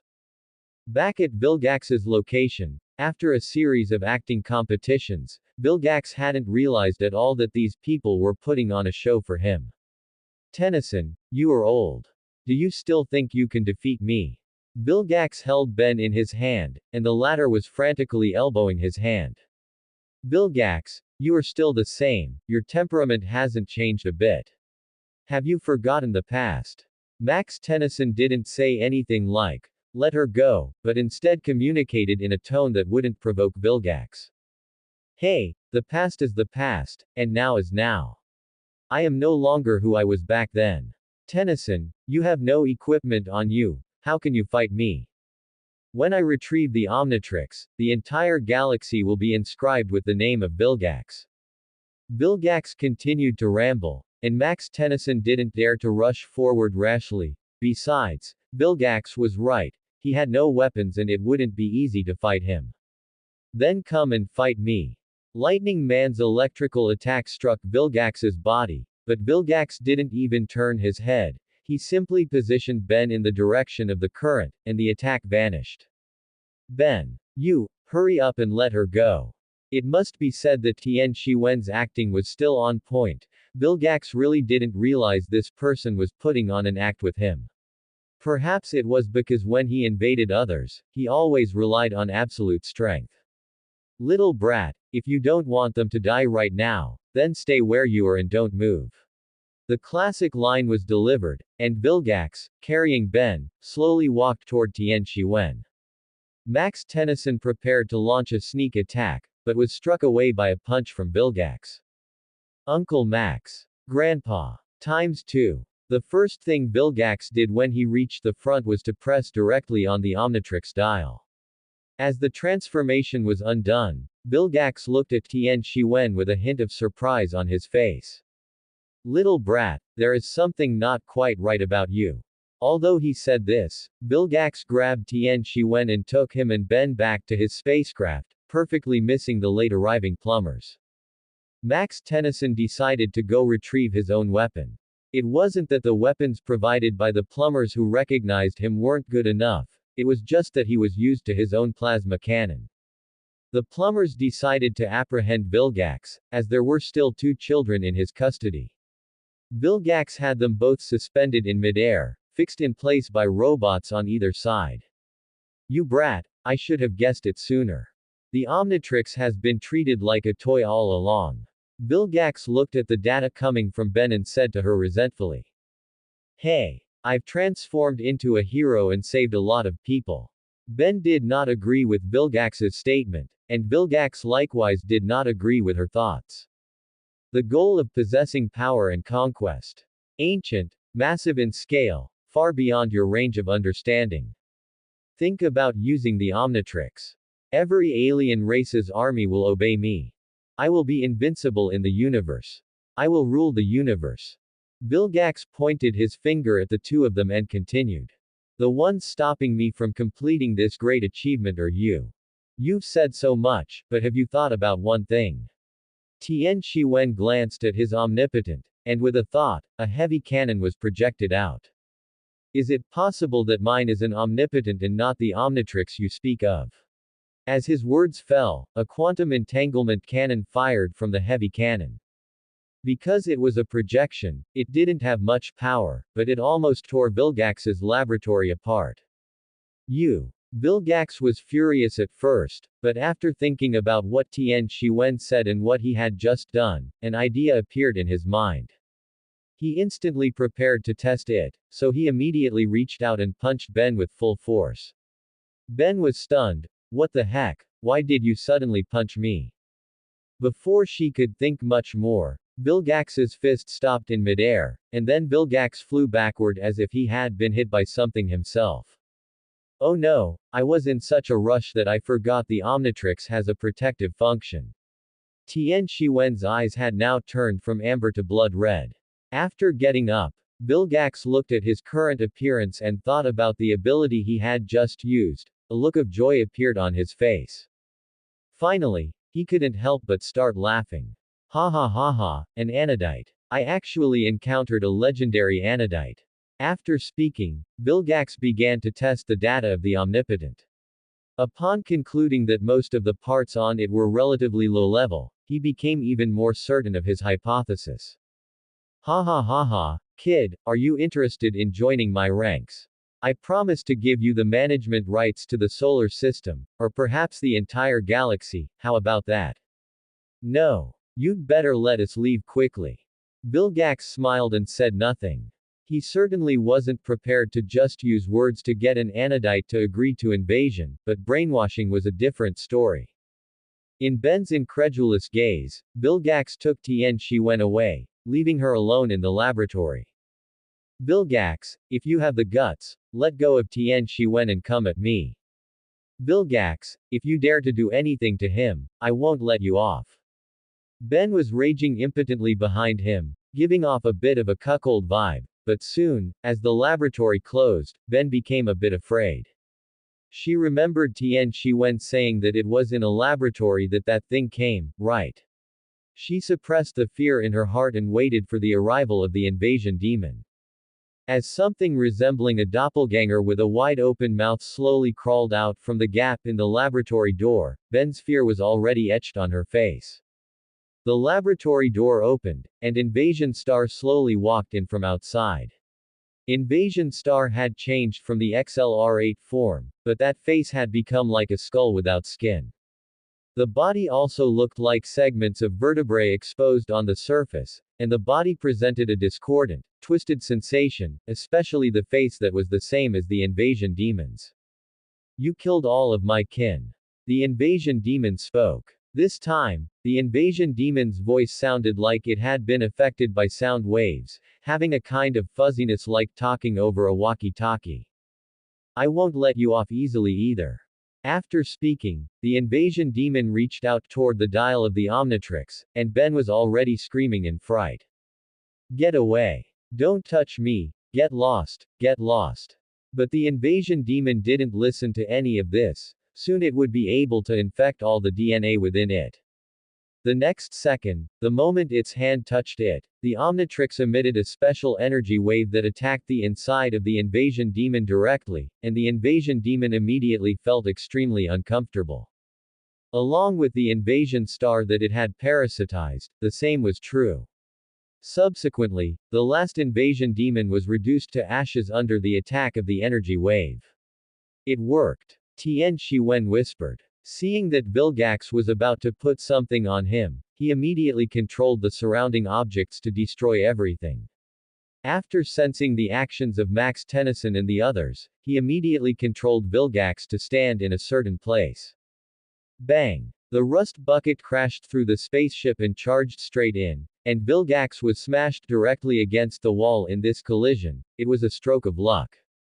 Tian Shiwen also destroyed the restraints on Ben. The two of them immediately transformed back into Lightning Man and Heat Blast, and without a word, they unleashed a combo on Vilgax. That is, they let the flames and lightning intersect, causing Vilgax to be blown away directly. Max Tennyson was not to be outdone, using his cannon from the rear to wear down Vilgax. Originally, there would have been a time gap after a wave of attacks, but after this wave was finished, the Plumbers members also used laser guns to hit Vilgax. Vilgax's body was also being controlled by Tian Shiwen, so he didn't block the attacks. Consequently, the dense attacks bombarded Vilgax directly. Even though his defense was astonishingly high now, he gradually began to sustain some injuries. Vilgax, go back to where you belong.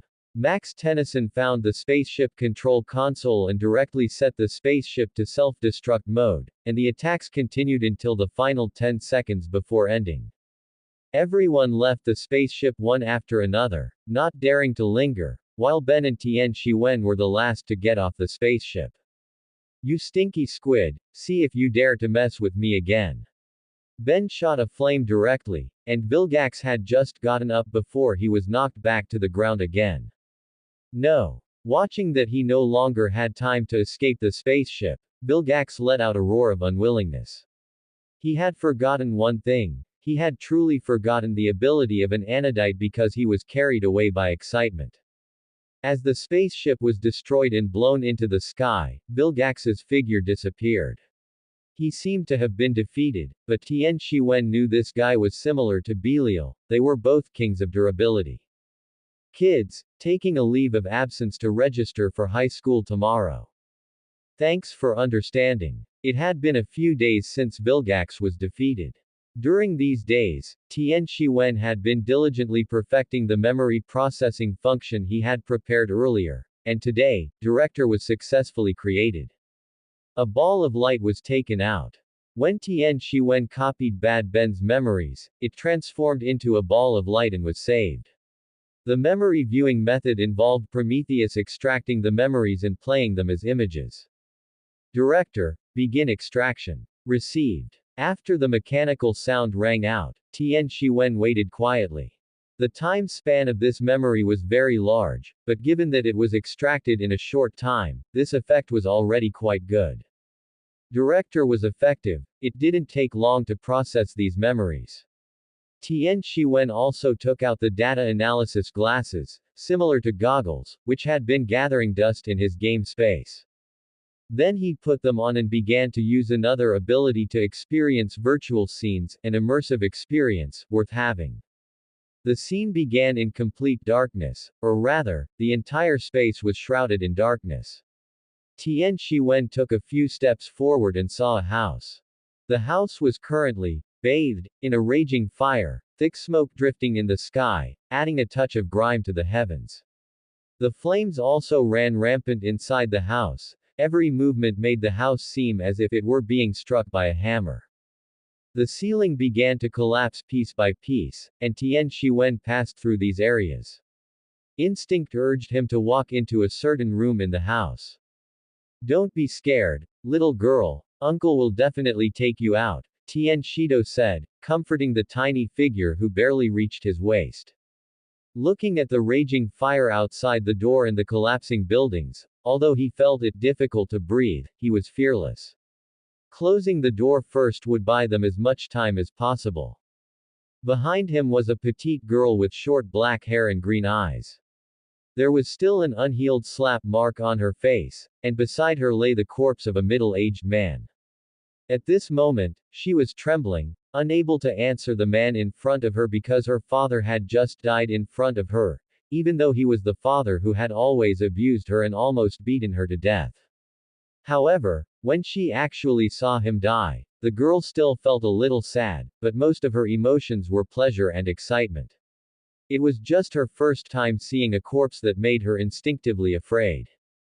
But the uncle who came to rescue her gave the girl, who had originally harbored evil thoughts, a different feeling. A crack appeared in her dark world, and warm sunlight shone upon the pitch-black land within her heart. Tian Shiwen watched from the side, a photo suddenly flashing through his mind, a photo of his father's memorial photo. Who am I, exactly? The pain from deep within made him question his own identity again. He was Tian Shiwen, but was he truly the Tian Shiwen of this universe? The scene didn't stop. Tian Shido began to smash the window with things from the room. He wondered why this family had installed security bars in the child's room, which was even rarer in the United States, because the safety factor of firearms was higher than that of security bars. After smashing a few pieces of furniture, Tian Shido actually managed to break the security bars. He was practically a Superman. He looked down, the height was 6 meters. With his skill, taking a child down was not a problem. It was at this moment that an unexpected change occurred. Cracks began to appear in the ceiling of the room. It wasn't long, but its body was already like a spiderweb. Tian Shido quickly walked to Ben and covered her with his jacket. It might hurt a bit for you later, but please endure it. After saying that, Tian Shido picked up Ben and walked to the window, smiling bitterly at the size of the opening smashed in the security bars. Only one person could pass at a time. It seemed he wouldn't be leaving today. Just as he was about to throw Ben down, rubble from the ceiling directly struck his shoulder, almost making him instinctively let go. Realizing there wasn't enough time, Tian Shido directly threw Ben out. The next second, a large amount of falling rocks buried his figure. As he lay beneath the rubble, his consciousness was already somewhat blurry, his head heavy, but he still wanted to take out the photo in his pocket and look at it one last time. I'm sorry, Shinzuo. I may not be able to raise our child. I'm sorry, Xiao Wen. Dad didn't make it to celebrate your birthday. However, happy birthday, son. Liar. Tian Shiwen buried his head between his knees. Seeing the overdue time, he suddenly felt a wave of sadness, but this sadness was replaced by a sudden fear. Because he saw the scene on the news, the burning building from before, and this house was near their home. He assembled Prometheus's parts, trying to distract himself. When he succeeded, his face, which should have been filled with excitement, was still full of annoyance. He stood up from the sofa, stumbled a few steps, and fell to the ground, relieving his numb legs from sitting too long. He got up and looked out the window. The figure he expected to see was gone. The sense of unease in his heart made him want to go out and investigate, but he resisted, trying to deceive himself. He came to a bedroom and, looking at a photo of a woman by the bed, said, "Mom, please bless Dad." Meanwhile, Tian Shiwen, who was watching this memory, suddenly felt his head split open. He knelt directly on the ground, the pain of memory resurfacing felt like his eyes were being gouged out. And Tian Shiwen in the memory and Tian Shiwen watching the memory both said at the same time, "My birthday, don't let it become their death anniversary." A few days later, Ben Tennyson arrived at school covered in scars. She had long become immune to the whispers and pointing of those around her. No matter what others said, they would echo it, especially when it concerned her, as if the world was deliberately against her. A few days ago, her grandfather almost made her meet her parents. How could these insignificant words hurt her? Or rather, why would anyone think words could harm a heart that was already numb? Her desk was covered with malicious words, but Ben just took out some books to cover it, acting as if nothing was wrong.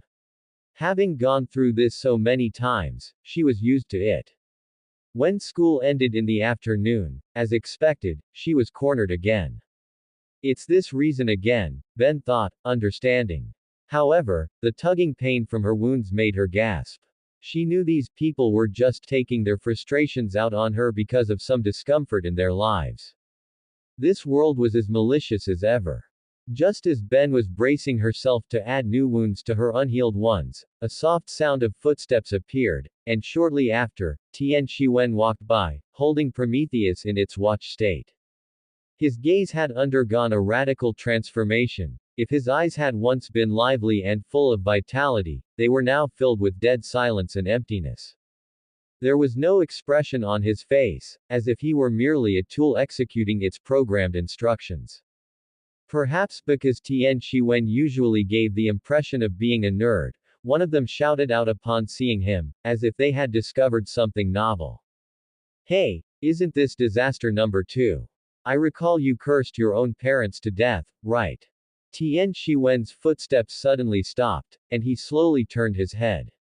A hint of blood red appeared in his originally amber pupils. Ben also recognized the person in front of her, a transfer student who had arrived a few months ago. Because of his excellent grades, he was the object of pursuit for many, though many others considered him a boring nerd. It was rumored that his mother had died from dystocia shortly after giving birth to him, and his father had recently met with an accident while saving someone. After he became an orphan, someone, it was unclear who, claimed he had cursed his parents to death, which led to him now holding the same status among these people as she did. Thinking of saving someone, Ben immediately recalled the uncle who had saved her, a flash of gratitude and shame crossing her eyes. However, faced with her current situation, she decisively pushed those thoughts aside. Tian Shiwen walked slowly to the person who had spoken, his pupils gradually turning completely blood red in the process, his hands tucked into his pockets. Seeing him just standing there without making a move, that person laughed, and those around him followed suit. What's wrong, little orph? Before he could finish his sentence, his throat felt as if it were being choked by something, rendering him unable to make a sound. The others, seeing their boss in such a state, tried to step forward to help but found they couldn't move either. Tian Shiwen looked at Ben in the shadows.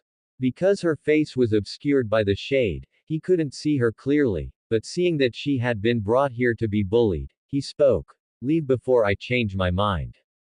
Ben didn't understand what had happened, but the instinctive fear in her heart made her run away without looking back, leaving her school bag forgotten in the corner. Seeing that the unrelated person had left, Tian Shiwen pulled down the hood of his clothes, crossed his arms, leaned against the wall, and said, "Begin." The next second, the group began to brawl, recklessly striking at each other with their lives on the line. They wanted to scream in pain but found their throats still unresponsive. They fought on like this until only one person remained barely standing in the corner. Tian Shiwen took a short blade from his pocket and handed it to him. The person then immediately slashed the wrists of the other two, and then did the same to one of his own wrists. Oh my, you only have one hand left to use now. Let me help you. Your whole family should be neat and tidy together, shouldn't they? Tian Shiwen took the short blade from his hand, pressed his last remaining intact hand against the wall, and with one strike, crippled his hand right before his terrified gaze. Seeing these people collapsed on the ground, Tian Shiwen felt a sudden sense of boredom. He was currently in a state of, if you dare provoke me, I will strike back hard. After all, he could have endured it for the old man, but now that he had no family, they could just go to hell. After modifying the memories of the group, Tian Shiwen took no further action. They had already found a blind spot for the surveillance, and Tian Shiwen had come from elsewhere. Plus, that fool principal had just set up the cameras as a display. It would be a miracle if they could track him. As Tian Shiwen prepared to leave, he saw the school bag abandoned by Ben lying quietly there. It was black, just like her hair. Although he felt it was meaningless, Tian Shiwen picked it up. However, after seeing the name on a label stuck to the outside, he suddenly felt it might be useful after all. In his perception, the owner of the school bag had already arrived. To make her follow him, he swaggered off in the direction of his home, carrying the school bag. Ben was panicking. Her school bag was gone. She only realized it when she was almost home. She was currently living at her grandfather's house, and although he made her stay in the utility room and even felt it would be better if she were dead, it was still a place to stay. At least it was a place to stay. Now that she had lost her school bag, her grandfather certainly wouldn't spend the money for her. Thinking back carefully, it was only possible that she had lost it when she came out of that place. He should have left by now, right? With this thought, Ben went back, and as soon as she returned, she saw Tian Shiwen walking away with the school bag in his hand. Ben decided she shouldn't go, but thinking that without the books in the bag, she couldn't cover the desk, and without those books, some teachers would have a legitimate reason to punish her, she lifted her legs and started following behind Tian Shiwen. When she passed the corner from earlier and saw the situation inside, she almost couldn't help but scream. However, what she felt afterward wasn't fear, but excitement, yes, excitement. In a sense, she had met one of her own kind, except she suffered in silence while Tian Shiwen struck back hard. Ben seemed to have discovered something. Since they liked bullying her so much, if she killed them, wouldn't they be unable to hurt her a second time? However, Ben was only thinking about it for now. Not wanting to waste any more time on these losers, she followed again. Throughout the journey, she stayed about 10 meters behind Tian Shiwen, while Tian Shiwen was deliberately leading her toward his home. When they were almost home, Tian Shiwen turned his head directly toward where someone was hiding, signaling, "I've already found you."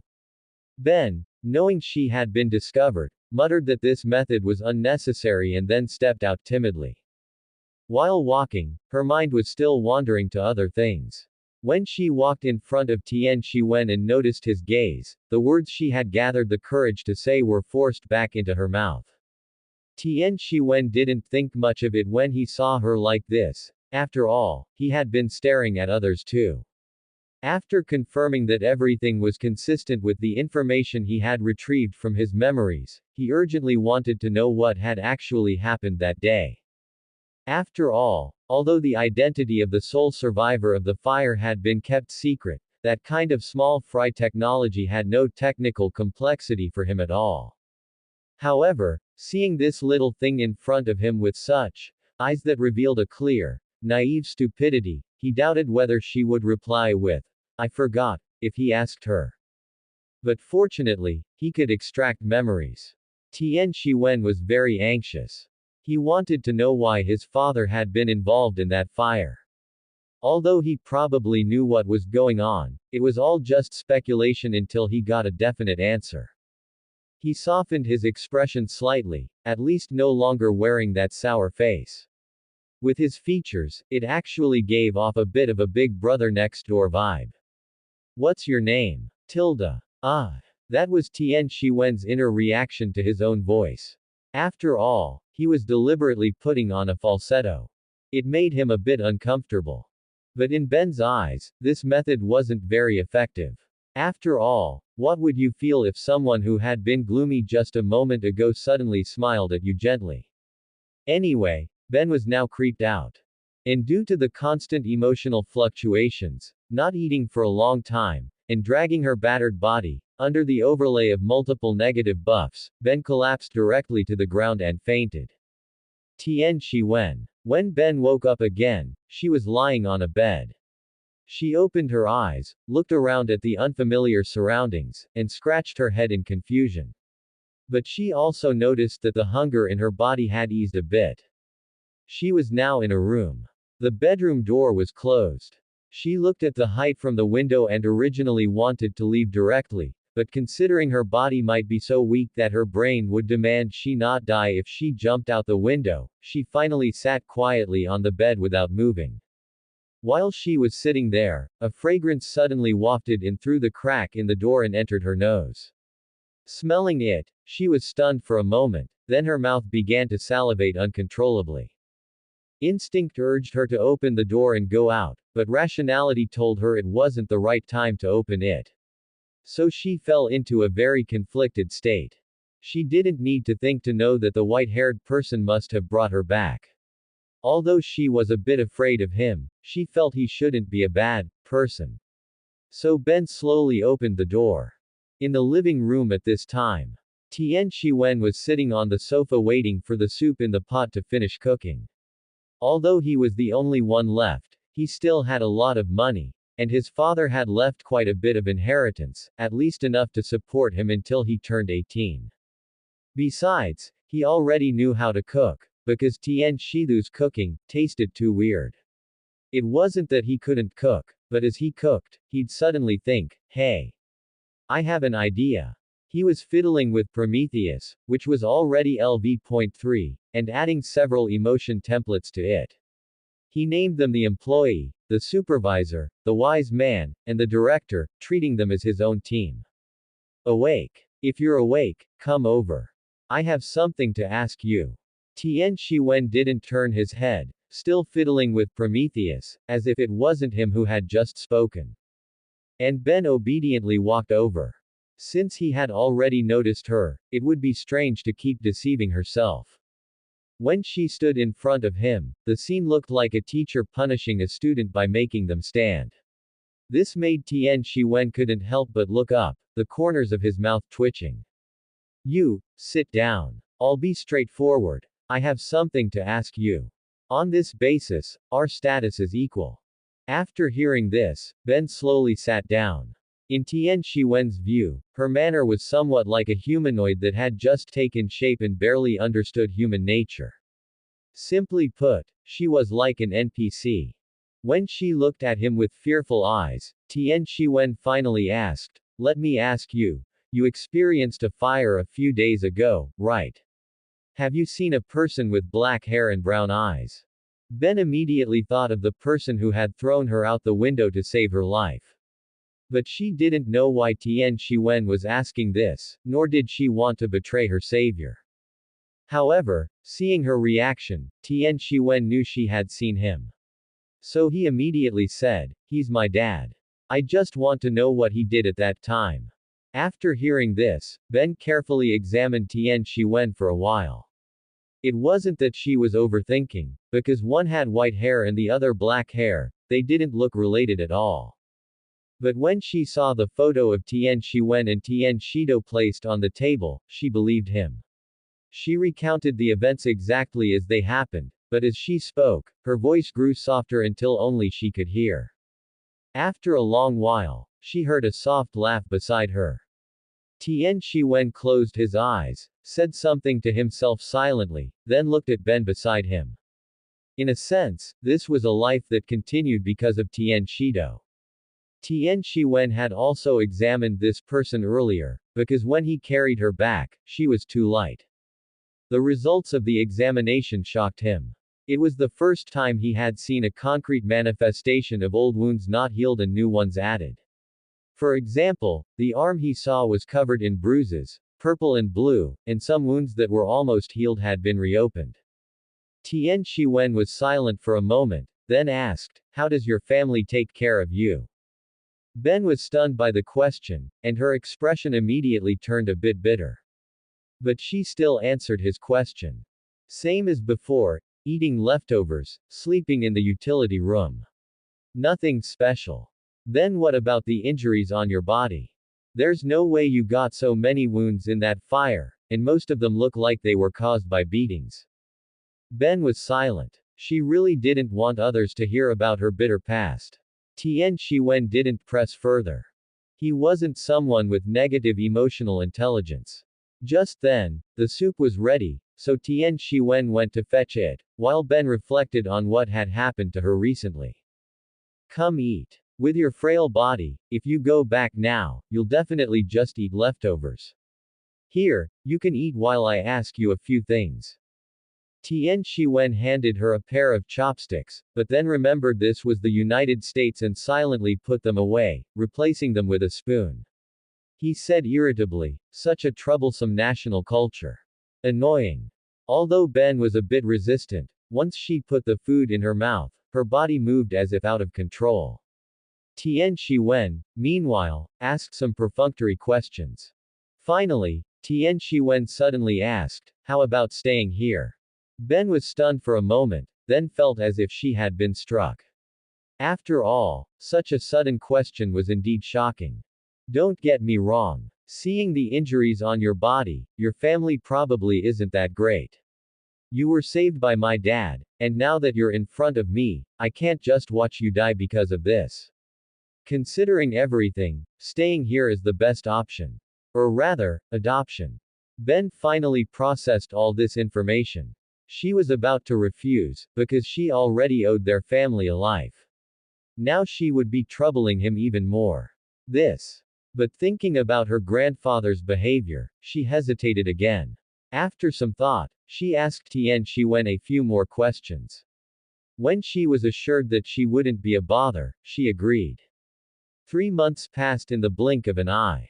During this period, Tian Shiwen figured out his father's identity as a retired plumber, and scavenged some insignificant parts from his old equipment to upgrade his Prometheus system to level 4.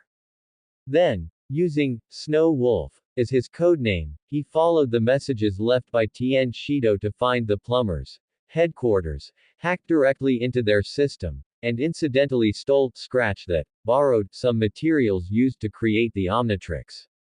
This wasn't because the plumbers' system was trash. On the contrary, they had put a lot of effort into it. Tian Shiwen was only able to break in because they had never seen Prometheus's hacking techniques before. Most hackers relied on techniques that had already been countered because people had experience with them, making it difficult for them to break in again.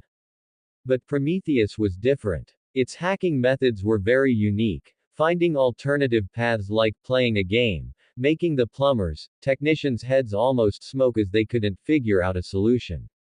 Creating the Omnitrix wasn't smooth sailing either. After all, he didn't know its structure, and the transformation system and gene synthesizer almost entirely relied on his own imagination. He couldn't be sure of success even after coming up with the design, so Tian Shiwen had used up almost all the materials he had borrowed before he finally finished these 2 items. Later, the first gene warrior he chose to fuse was pharmacist, since there was a kid at home with a terrible physical condition, and he was truly afraid that adding a little more injury would kill her one day. After pharmacist was successfully fused and extracted by the Omnitrix, Tian Shiwen healed all the injuries on Ben's body. Then he went on to think about the next gene warrior. Although Ben was curious about his transformation, she didn't ask about it. After all, it was his secret, and she was currently living in his house. In these 3 months, perhaps influenced by Tian Shiwen, Ben now fought back heavily against those who bullied her. Although she didn't always win, Tian Shiwen would avenge her from behind. Tian Shiwen just nagged a few times, saying things like, "Did I heal you so you could go out fighting?" And didn't say much else. As for why she didn't tell the teachers. Please, the ones suffering were them. What did that have to do with me, Ben Tennyson? Besides, that teacher might not necessarily be fair, so Tian Shiwen even altered part of their memories.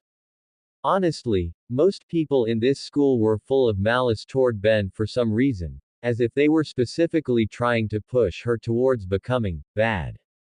Not understanding this, Tian Shiwen waved his hand at the person lying on the ground. He placed a foot on the person's head and pressed down hard. I say, you guys really are shameless ganging up on a little girl. But I'm in a good mood today, so not killing you is already a mercy. After finishing with another method to cripple them, Tian Shiwen left the scene. The memories in these people's minds had also been altered. It was clear that Tian Shiwen was already a repeat offender. On his way back, he heard some people whispering. Generally, such sounds wouldn't be heard, but who was Tian Shiwen? He directly manipulated the sound to carry to his ears. Look, Ben Tennyson has been so close to that Tian Shiwen lately. Do you think they are? Don't talk nonsense. What's so strange about two jinxes walking together? But even though they're jinxes, Tian Shiwen's looks aren't fake. Oh. Right, do you think Ben Tennyson is being kept by Tian Shiwen? Oh. That's possible. No wonder they walk so close every day. Tian Shiwen didn't have much of a reaction to these words, because these two people would receive some torture soon, just physical pain from illness. Someone said you're being kept by me. Want to do it? Ben heard this and feigned indifference, stuffing a cookie into her mouth before saying, forget it, it's a hassle. And you probably did something to them, right? Of course. After all, I don't want to be called someone with some special hobbies. Ben looked up at him, then looked at herself, and turned her head away. Currently, this physique really might be mistaken for someone with some special hobbies. What could Ben say? Ben couldn't say anything. And in a sense, she really was in the kind of relationship they described. And someone had thought about his own way of repaying the kindness for a long time, finally arriving at the most common method. That is, what the internet says. If they are handsome, offer yourself. If they are ugly, be a beast of burden in the next life. Ben had been observing Tian Shiwen over these 3 months and found that this person was indeed very good, so she confirmed the answer in her heart. I say, in a sense, we really are what they said. Ben started to speak but was immediately interrupted by Tian Shiwen. Stop. Stop. Stop. I never said that. Ben stopped acting and pressed herself against him in a writing manner, while directly covering the omnitrix with her hand. But I only have you. After saying this, Ben leaned directly against her, feeling the warmth of the sun in her gray world. She was hopelessly addicted. Tian Shiwen's scent, Tian Shiwen's smile, Tian Shiwen's care, Tian Shiwen's thoughtfulness, everything about Tian Shiwen. These were all she wanted most now, and they were what she didn't want to lose. These were the hope that supported her to keep living. And Tian Shiwen, honestly, he really wanted to resist, but one particularly weird thing was that he had to use all his strength to break free from Ben's restraint. Yes, his physical strength and bodily power were not as strong as an 8-year-old girl named Ben. This was the rather weird thing, so he also set this as his first goal to figure out. Be normal. And do you know that given our current relationship, it should be more? Isn't there still the gynecological department? At this moment, Ben did not hide her inner longing and began to rub her cheeks against every inch of exposed skin on Tian Shiwen. Her short black hair touched Tian Shiwen as she moved, the back and forth contact making Tian Shiwen feel itchy. Ben was like a little black kitten rubbing her head against her owner, and Tian Shiwen's feeling, honestly, wasn't very good. At this moment, Tian Shiwen felt a sense of powerlessness akin to a superstar unable to fly a plane, but after a brief system freeze, his brain reminded him that he was not just a weapon rack. After using his ability to manipulate Ben away from his body, he rushed towards the room without stopping, closing the door behind him along the way. After regaining control of her body, Ben felt a wave of disappointment. After all, she had spent 3 months understanding Tian Shiwen, a total tsunere with a sharp tongue but a soft heart. Although he had brought her back initially because he had things to ask her, his kindness towards her after taking her in was genuine. To put it mildly, she had lived better in these past 3 months than she had in the previous few years. And right now, Tian Shiwen had no ulterior motives or hidden agendas, he simply treated her like a younger sister. Such a person. Ben cupped her cheeks with both hands, her face flushed with a sickly crimson hue. Is mine. Inside the room, Tian Shiwen shook off the non-existent cold sweat from his head and began to reflecting on how he had raised someone who now looked clearly abnormal. He hadn't even done anything special. Thinking about this, and then remembering his mysteriously disappearing clothes, he realized. Troublesome. He picked up a cream puff from the side, tasted it, and pondered future, sneak attacks. However, in the end, he realized he had been blinded by the stats, manipulating all things, brother. Night fell. The lights of all the residents slowly extinguished until the surroundings were plunged into the darkness of night. Tian Shiwen slowly opened his eyes. Honestly, waiting for time to pass was a very boring thing. He began operating on Prometheus, and the next moment he turned into a data stream and vanished from the room. A few minutes after he left, the door was pried open, the door that had originally been double-locked was opened, and a small person walked in with a victorious smile. Will she win? Ben. She will win. Because this was her victory declaration after picking the lock. Located 240 meters underground, there was a massive experimental base. No one other than Tian Shiwen knew of this place. To prevent discovery, before he arrived, all data here turned into dirt, making it impossible for machines to detect. Tian Shiwen walked around the secret base, holding a bottle of red liquid and shaking it back and forth. This was his blood, special blood. He placed the bottle on the table. At this moment, the battery levels of Prometheus and the Omnipotent in his hands were not displaying anything, and the already turned off electric lights were the same. He pressed his hand onto it, but the dial did not pop out. He tried Prometheus again, but the result remained the same. The ability to affect equipment, if it were more comprehensive, it would be the ability to affect non-living things. If I weren't controlling it myself, I wouldn't know how large the range of this effect is. Tian Shiwen opened his logbook and recorded the experimental phenomena and the relevant report, then picked up the bottle from the table and poured it directly into his mouth. Honestly, the taste of his blood was quite peculiar. Unlike ordinary blood, the metallic scent was relatively faint, and a light taste was just like fruit juice, very strange. The reports he scribbled in the logbook were quite authoritative, but they were all his own conjectures without verification. 20th experiment. The process shows no obvious changes compared to the previous 19 experiments. The phenomenon is tentatively defined as a magnetic field phenomenon affecting non-living things. The specific ability is unknown. The above magnetic field phenomenon has not yet been verified, must keep in mind. YYYY month XX, day XX. Tian Shiwen felt more and more that his identity was not simple. He speculated that his background was an individual born from the union of a human and an alien, just like how Ben and the others had anodite genes in their bodies. However, he didn't know exactly what kind of alien he was. Without relevant knowledge, he would just have to hack the plumbers again, but he was worried that even the plumbers didn't have relevant records. One way or another, I'll do it again. At worst, I'll just use the Wade brothers' name, Tian Shiwen said. That night, the plumbers' system encountered its nightmare once again.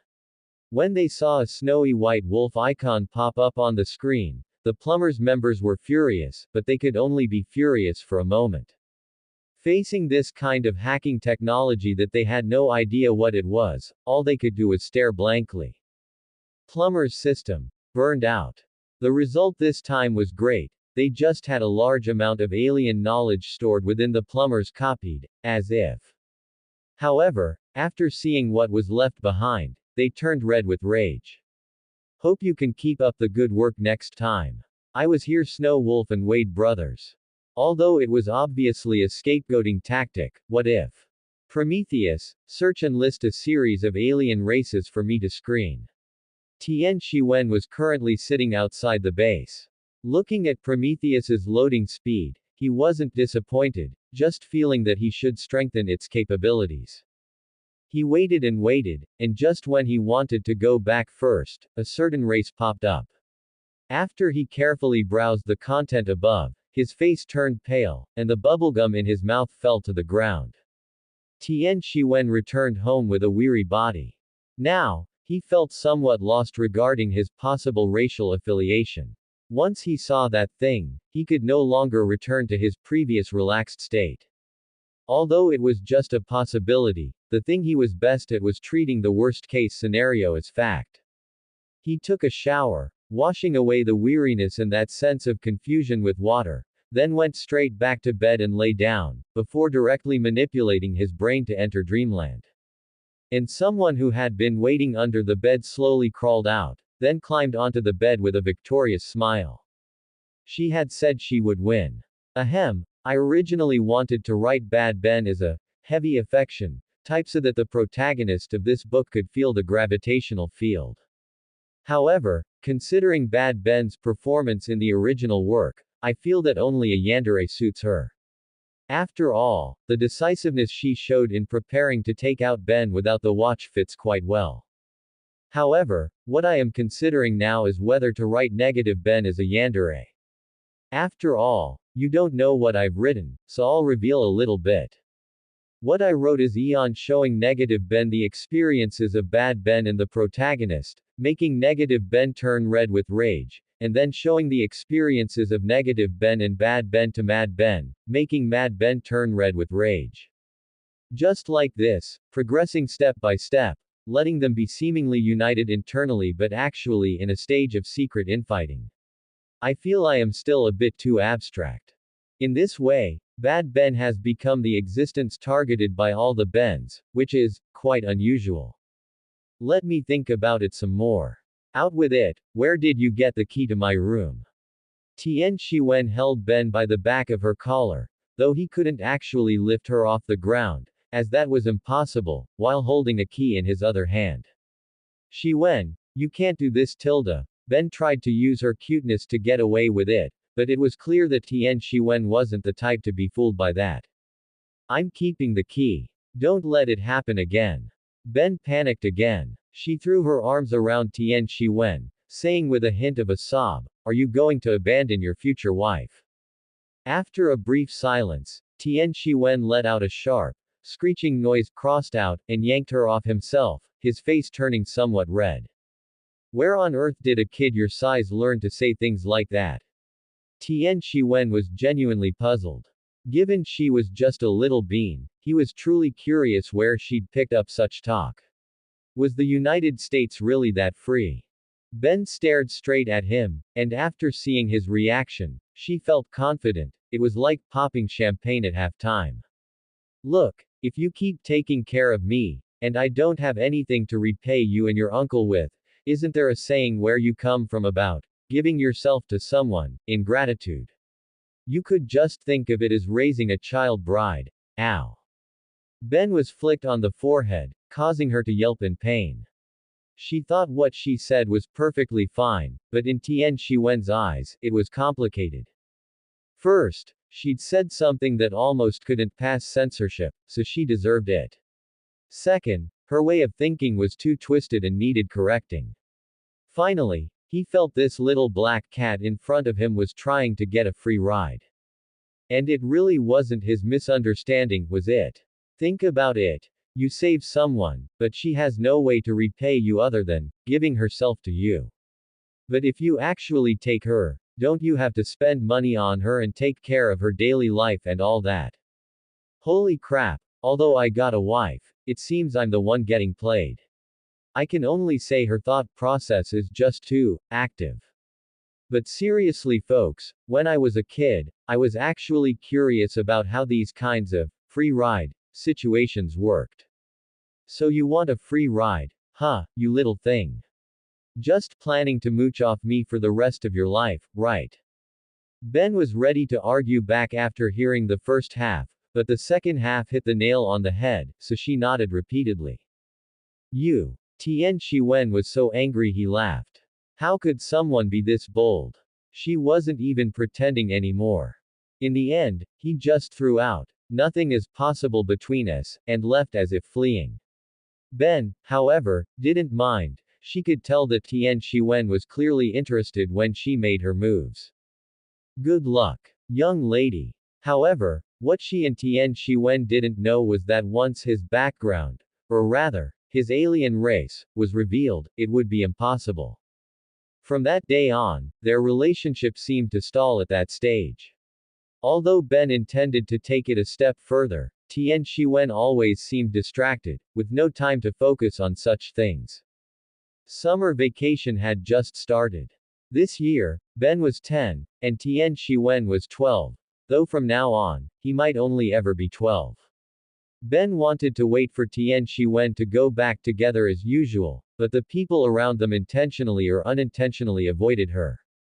After all, over the past few years, Ben had beaten up almost everyone in the school. Even if there were some she couldn't beat, there was still Tian Shiwen. Theoretically, the two of them had become the school bullies. Ben, however, didn't care about this and even felt disdain for their behavior. But a motorhome suddenly driving up to the school gate set off alarm bells in her mind, and she started running away in every direction. She didn't get far, however, before she was dragged back by her nominal grandfather. She didn't understand why, after all these full years, this biological grandfather would come looking for her. She angrily demanded answers, but the only response was the full responsibility of a guardian. What good was that responsibility now? Listening to her cousin and grandfather's undisguised mockery and insults, Ben prepared to pull out the small knife hidden in her clothes. And pulling out the knife was, of course, to farm some KDA. However, Max Tennyson just mentioned that Tian Shiwen's actions would count as child trafficking and that he would be arrested, which suppressed the impulse in her heart. Originally, Max Tennyson hadn't planned to bring Gwen Tennyson along, but considering that Tian Shiwen might use a hostage as a threat, he brought her anyway. Meanwhile, Tian Shiwen, seeing the tracker on her getting further and further away, immediately used his locator to check the environment around her. When he saw Max Tennyson, he knew his actions from the past few years had been discovered, but he didn't understand how it had been found when there hadn't been a single trace. In fact, there really were no traces, and logically, it shouldn't have been discovered, but Max Tennyson thought of their race's abilities and reported it. After Tian Shiwen made up his mind to make a certain decision, he was already on the verge of death. He remembered that today should be the day Ben got the Omnitrix, and since Prometheus hadn't issued any warnings, he hurriedly teleported over there. Meanwhile, Ben was running through the forest. Everyone else was a bad person, there wasn't a single good one. All they wanted to do was hurt her again and again. At this moment, she just wanted to get back quickly. Although she didn't know the direction, leaving Max Tennyson and the others was the goal. While sprinting, she saw a meteor crashing toward her, so she immediately dodged to the side. The subsequent situation was exactly the same as in Ben 10, except that because Ben had already seen Tian Shiwen use something similar, malice was constantly breeding in her heart as she looked at the watch in her hand that resembled Tian Shiwen's omnipotent. Since everyone else is a bad person, then I will be worse than them, so they can never hurt us a second time. With that thought in mind, Ben popped the dial, slammed it down, transformed into Heat Blast, and headed toward the rust bucket. As for Tian Shiwen, his situation couldn't be described as just bad, it was more like he was dying.